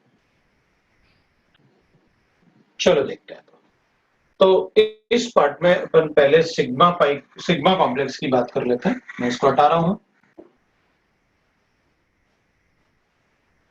एक सिग्मा कॉम्प्लेक्स है, एक पाई कॉम्प्लेक्स है, एक सिग्मा पाई कॉम्प्लेक्स है। तो अपन क्या करेंगे, जैसे RMGX से कुछ बताने की जरूरत नहीं है, CH3 MgBr लिखते हैं। ईथर में रखेंगे इसलिए ये बॉन्ड पोलर होता है, इसलिए ये डिसोसिएट होता है। RLI हमको पता है, इसको लिखूंगा तो it is sp3 hybridised, SN होगा। तो bonds are like this. Al2CH3 whole 6। तो मैं इसको ऐसे लिखूंगा, Al के तो 3 बॉन्ड होते हैं, ये भी CH3 है, ये भी CH3 है और ये भी CH3 है।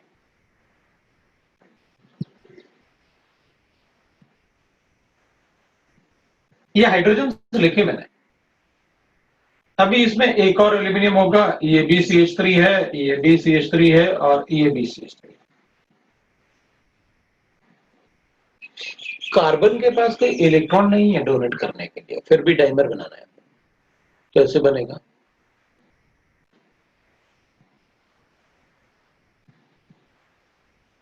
फ्री सेंटर, 2 ही इलेक्ट्रॉन है, तो इसका स्ट्रक्चर बिल्कुल वैसे ही होगा जैसे B2H6 होता है। इसमें 3 सेंटर 2 इलेक्ट्रॉन बॉन्ड है, तो structure is exactly like the B2H6। जैसे अपन B2H6 में बोलते हैं ये बॉन्ड लेंथ बड़े होंगे क्योंकि 2 इलेक्ट्रॉन है और आपने 2 बॉन्ड बनाए हैं, मतलब यहां पर अपने 4 इलेक्ट्रॉन होने चाहिए थे, 2 ही है। तो 3 सेंटर 2 इलेक्ट्रॉन बॉन्ड्स, मतलब ये वाला बॉन्ड एंगल छोटा, ये वाला बॉन्ड एंगल बड़ा, ये सब कुछ अपन को पता है जैसे B2H6 में होता है। θ1 is greater than θ2।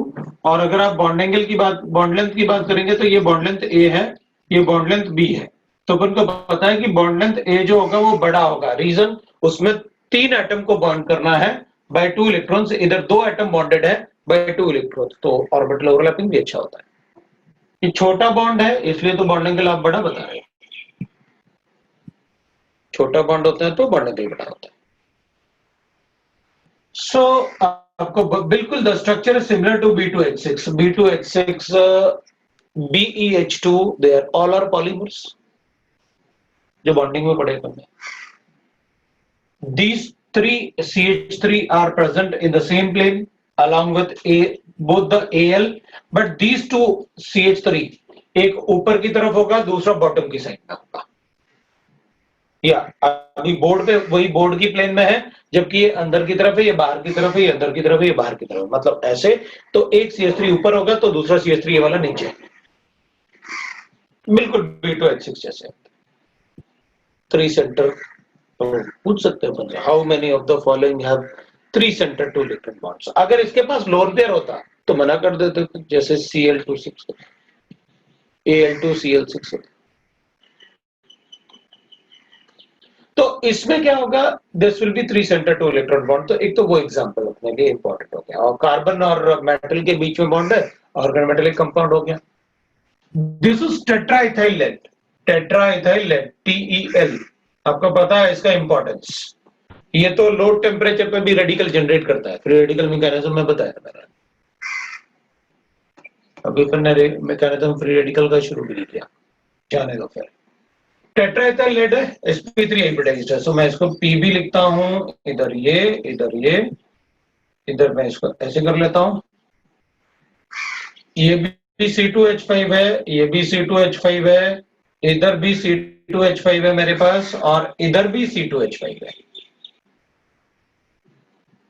Tetraethyl lead sp3 hybridised, इसका हाइब्रिडाइजेशन sp3, और इधर भी है sp3। θ1 is greater than θ2। और बॉन्ड लेंथ की बात करूंगा तो ये A हो गया और ये B हो गया। तो बॉन्ड लेंथ की बात करूंगा तो B will be greater than A, that is a bond length. और ये बॉन्ड एंगल है।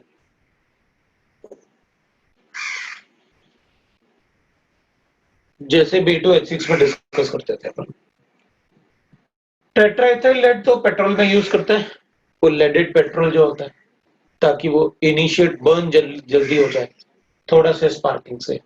और ये मरकरी इथाइल क्लोराइड जो होगा, that is generally we use that insecticides, mercury, ethyl chloride. तो वो तो दो ही लिगेंड है, तो मुझे बताने की जरूरत नहीं, एसपीआई बड़ा यूज होगा।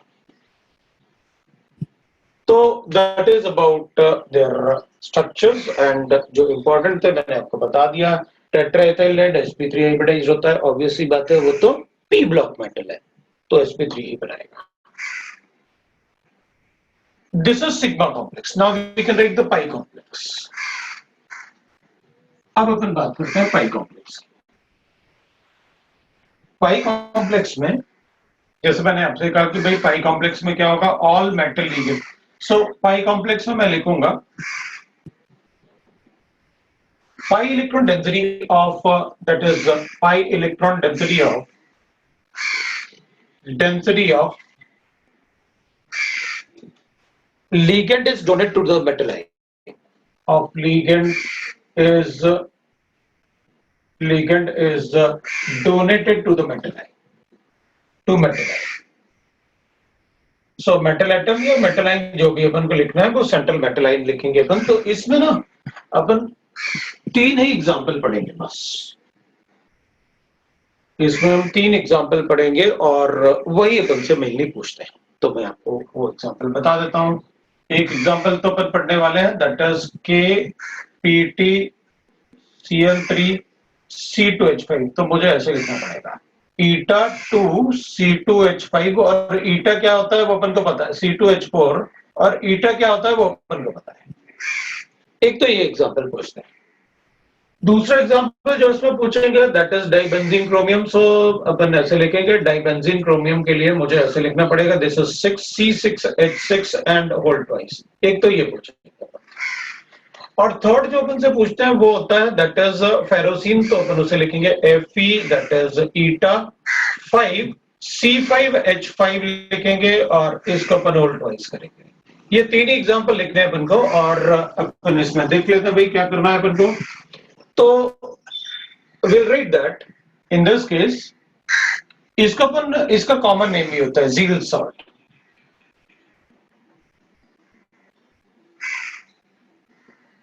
ये डाइबेंजीन क्रोमियम है, सो we'll write that डाइबेंजीन chromium.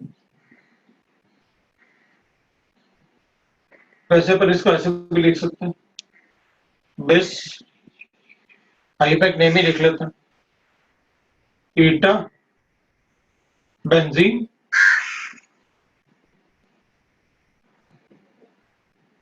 Right, then we can write that chromium, और ये जीरो भी आता है।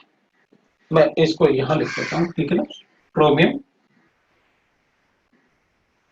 जीरो, बिकॉज देयर इज, जो बेंजीन होता है वो न्यूट्रल लिगेंड होता है। इसका वैसे कॉमन नेम तो फेरोसिन होता है, और इसको भी अपन लिख सकते हैं दैट इज विस, ठीक है ना, विस। और फिर अपन लिख सकते हैं ईटा टू द पावर ऑफ 5, और ये साइक्लोपेंटा डाइइनाइल एनाइन, साइक्लोपेंटा डाइइनाइल एनाइन होता है। और इसमें आयरन लिखेंगे अपन, दैट इज आयरन, और दैट विल बी आयरन, इस पे चार्ज होगा 2, तो मैंने ऐसे लिख लिया। ये झील सॉल्ट है, इसमें भी लिख सकते हैं अपन पोटेशियम ट्राइक्लोरोइथेन, मतलब इसका ये झील सॉल्ट होता है, ये साइंटिस्ट का नाम है। तो अपन इसको लिखेंगे पोटेशियम, ठीक है, और ये हो गया इथीन, और ये हो गया इथीन, और ये होगा क्लोरो, सो ट्राइक्लोरो, और अपन लिखेंगे इसमें दैट इज ईटा, इथीन, और लिखेंगे अपन प्लेटिनेट, बिकॉज इस पे नेगेटिव चार्ज होगा, इसमें पॉजिटिव चार्ज होगा, तो ये 2 हो जाएगा, that is the alphabet names. अब इनके स्ट्रक्चर्स भी पूछ सकते हैं अपन से, आईयूपैक नेम भी पूछ सकते हैं अपन से, पूछेंगे इन तीनों के बारे में। तो अपन लिखेंगे इसका स्ट्रक्चर होगा ऐसे, प्लैटिनम, क्योंकि हम स्ट्रक्चर और ज्योमेट्री को सिर्फ कोऑर्डिनेशन स्फीयर के लिए लिखते हैं, तो मुझे ये बताने की जरूरत नहीं कि इसका हाइब्रिडाइजेशन DsP2 होगा, वो 3D मेटल के अलावा कोई भी अगर मेटल आता है तो अपन उसमें क्या लिख देते हैं, DsP2, it is inner orbital complex. तो ये डी जो अपन बनाएंगे इसको वो ऐसे बनाएंगे, it will be like this, square planar complex है। तो मैं क्या करूंगा, इसमें इसको ऐसे लिखूंगा, this will B Cl, this will B Cl, this will B Cl। ये इथीन जो होगा, तो इथीन तो अपन को पता है ऐसे होता है, या इसको अपन ऐसे भी लिख सकते हैं,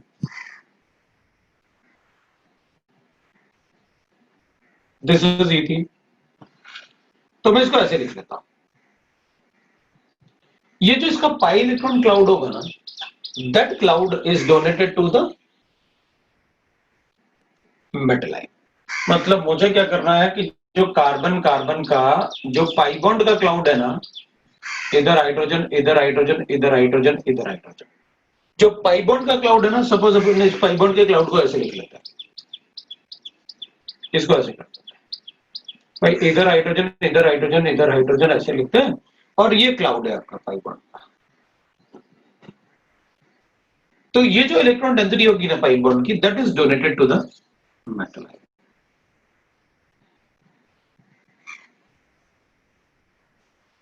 ये electron density, pi electron density donate करेंगे, तो दो ही इलेक्ट्रॉन डोनेट होंगे, और वो भी पाई इलेक्ट्रॉन डोनर होगा, पाई इलेक्ट्रॉन को डोनेट करेंगे in the metal ion, that's why we say that it is pi complex.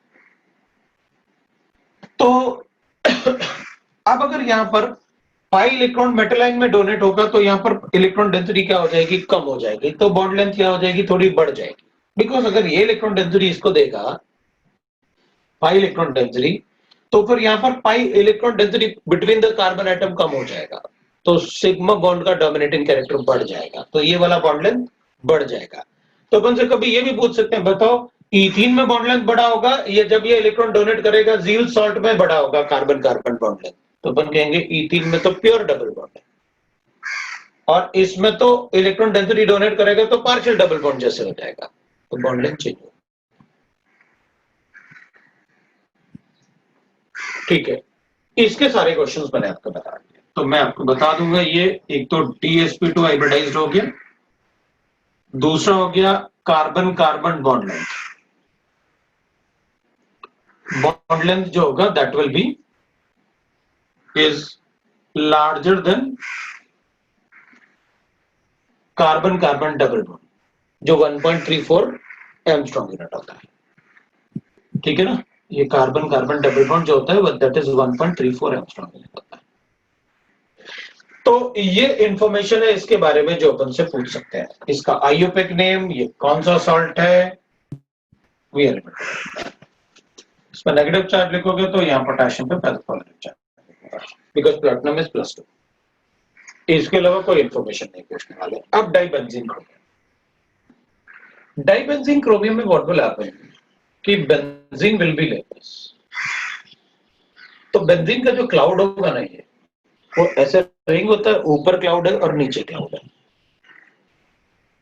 ऊपर क्लाउड होता है नीचे क्लाउड होता है। तो इधर क्रोमियम है, क्रोमियम का सैंडविच जैसे बनाने वाले हैं, इधर भी है। तो ये अपने पाई इलेक्ट्रॉन डेंसिटी वाले क्लाउड को इसमें डोनेट करेगा बाय कोऑर्डिनेट बॉन्ड, और ये भी इसमें डोनेट करेगा अपने पाई इलेक्ट्रॉन क्लाउड को, ये भी डोनेट करेगा, वो भी डोनेट करेगा।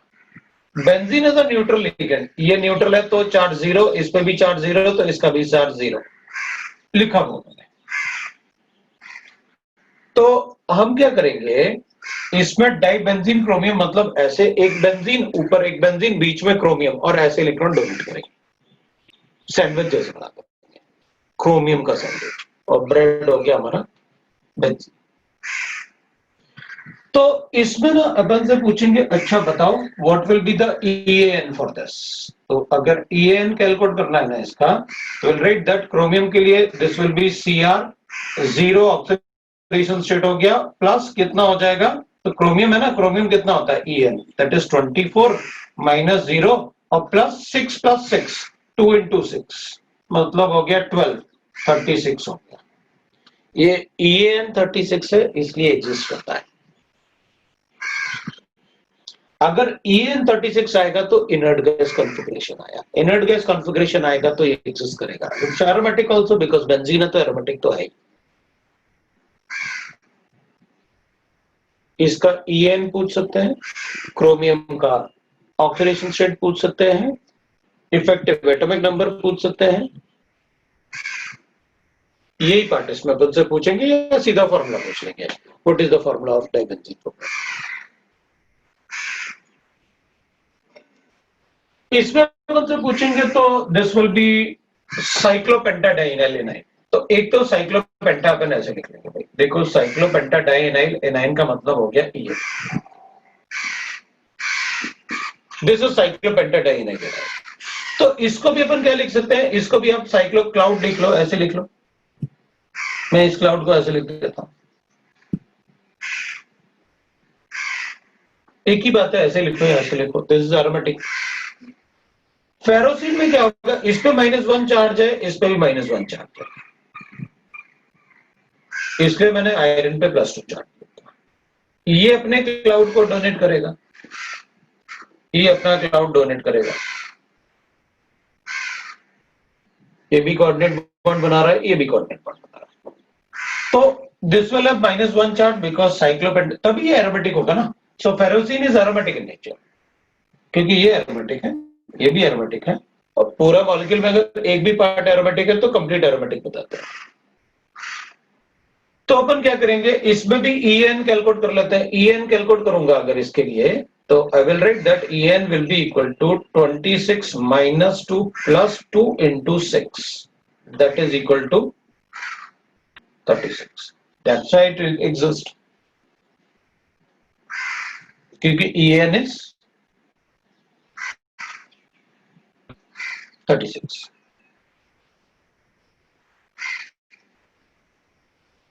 So that is about the pi complex what we'll have. ये pi complex होगा। तो ये आपका एग्जाम्पल है पाई कॉम्प्लेक्स के लिए, और इसलिए एग्जिस्ट करता है। अब बाकी पार्ट हम नेक्स्ट टाइम पढ़ेंगे, बिकॉज काफी बच्चों का स्कूल भी है, और वो नंबर्स में देख रहा हूँ वो स्कूल के लिए अनस्टेबल होगा।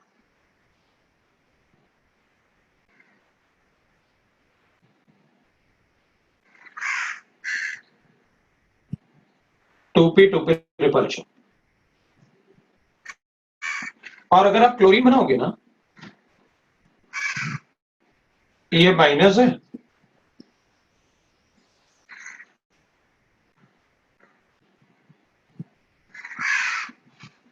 टू पी 3p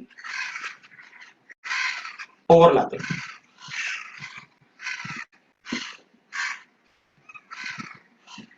इसमें p pi d pi overlapping, 3p overlapping होगा तो d है ना, d ऑर्बिटल खाली होगा इसमें। तो इसमें रेजोनेंस फिनोमेना है, उसमें रेजोनेंस फिनोमेना नहीं है, उसमें तो रिपल्शन है, इधर नेगेटिव चार्ज आएगा तो इन दोनों में रिपल्शन होगा, इसमें तो रेजोनेंस स्टेबिलिटी है। सर आपने एक पॉइंट बताया था कि फिनोल्स में सिर्फ मतलब chlorine chlorine bromine iodine R group के लिए +I ही देखना है सर, तो -I ही देखना है। तो इधर एक्सेप्शन हुआ सर? नहीं, कोई एक्सेप्शन नहीं लिखा मैंने जो अपने लिखा था कि वो देखना है, मतलब जब ऑर्थो पैरा सब्स्टिट्यूटेड हो, मतलब अगर आप मुझसे ऐसे कहोगे,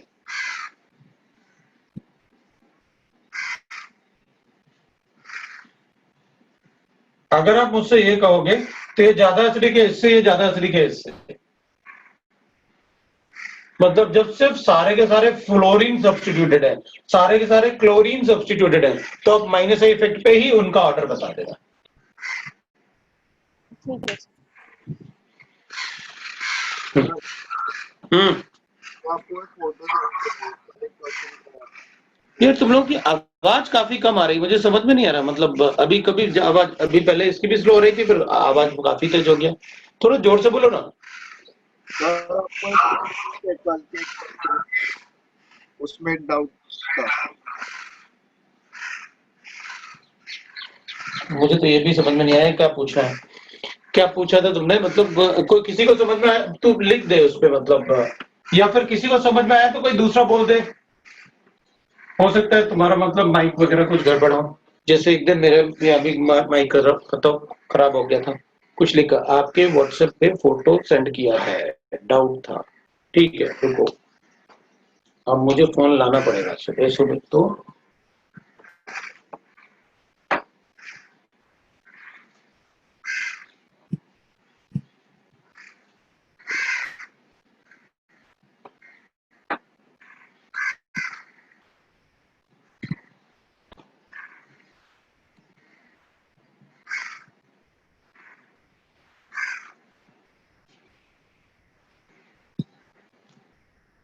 इसका क्वेश्चन है कि अगर मेरे पास ये गिवन है और इसको रिएक्ट करते हैं CH3FgBr से, तो प्रोडक्ट बनाना है, क्या बनाना है, तो ठीक है इसको इधर अटैक करवाओ, बीयर को हटा दो, तो मेरे पास ये बन गया। बोलो सर बट वो तो कार्बन डेरिवेटिव नहीं है ना, तो फिर वो वैसे कैसे होगा? कौन सा कार्बन इलेक्ट्रोनेगेटिव नहीं है, इस पे डेल्टा पॉजिटिव चार्ज है और इस पे डेल्टा नेगेटिव चार्ज है, इस पे नेगेटिव चार्ज है। हम लोग जनरली कार्बोक्सिलिक एसिड में वैसा रिएक्शन कराते हैं ना। कौन सा रिएक्शन करवाते हैं, ये कार्बोक्सिलिक एसिड थोड़ी है, ये तो यहाँ पर आपने एसिड क्लोराइड बना रखा है, the derivative of carboxylic acid, इनमें तो सिर्फ सब्स्टिट्यूशन रिएक्शन होता है, SN2TH रिएक्शन, इस पे डेल्टा पॉजिटिव। क्योंकि एग्जांपल में सिर्फ क्लोरीन था, तो फिर बाकी भी हाइड्रोजन आ सकते हैं।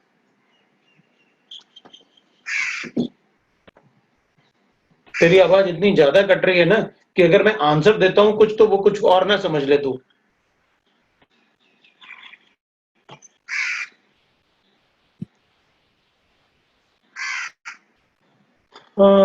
ठीक है, क्वेश्चन तो भेजा है, वो तो देख लिया मैंने।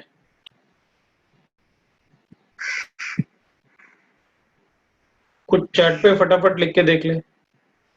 एग्जाम्पल में आपने क्लोरीन ही दिया था, कुछ भी हो सकता है, ब्रोमीन भी हो सकता है, आयोडीन भी हो सकता है, ये तो और भी अच्छा लिविंग ग्रुप होगा इससे, क्योंकि HBr इज स्ट्रॉन्गर एसिड, इससे कोई फर्क नहीं पड़ेगा। भाई इसका मतलब ये थोड़ी है कि आप सिर्फ क्लोरीन लिखोगे तो मैं क्लोरीन ही अज्यूम करूंगा, या RMGX में आपने X लिखा या Br लिखा तो मैं Br ही अज्यूम करूंगा, कुछ भी हो सकता है, कोई प्रॉब्लम नहीं। और उसके बाद इसमें फिर एडिशन होगा तो टर्शियरी एल्कोहल बनेगा।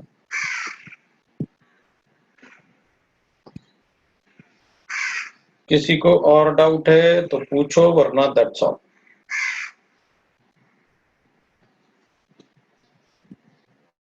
So that is all for today.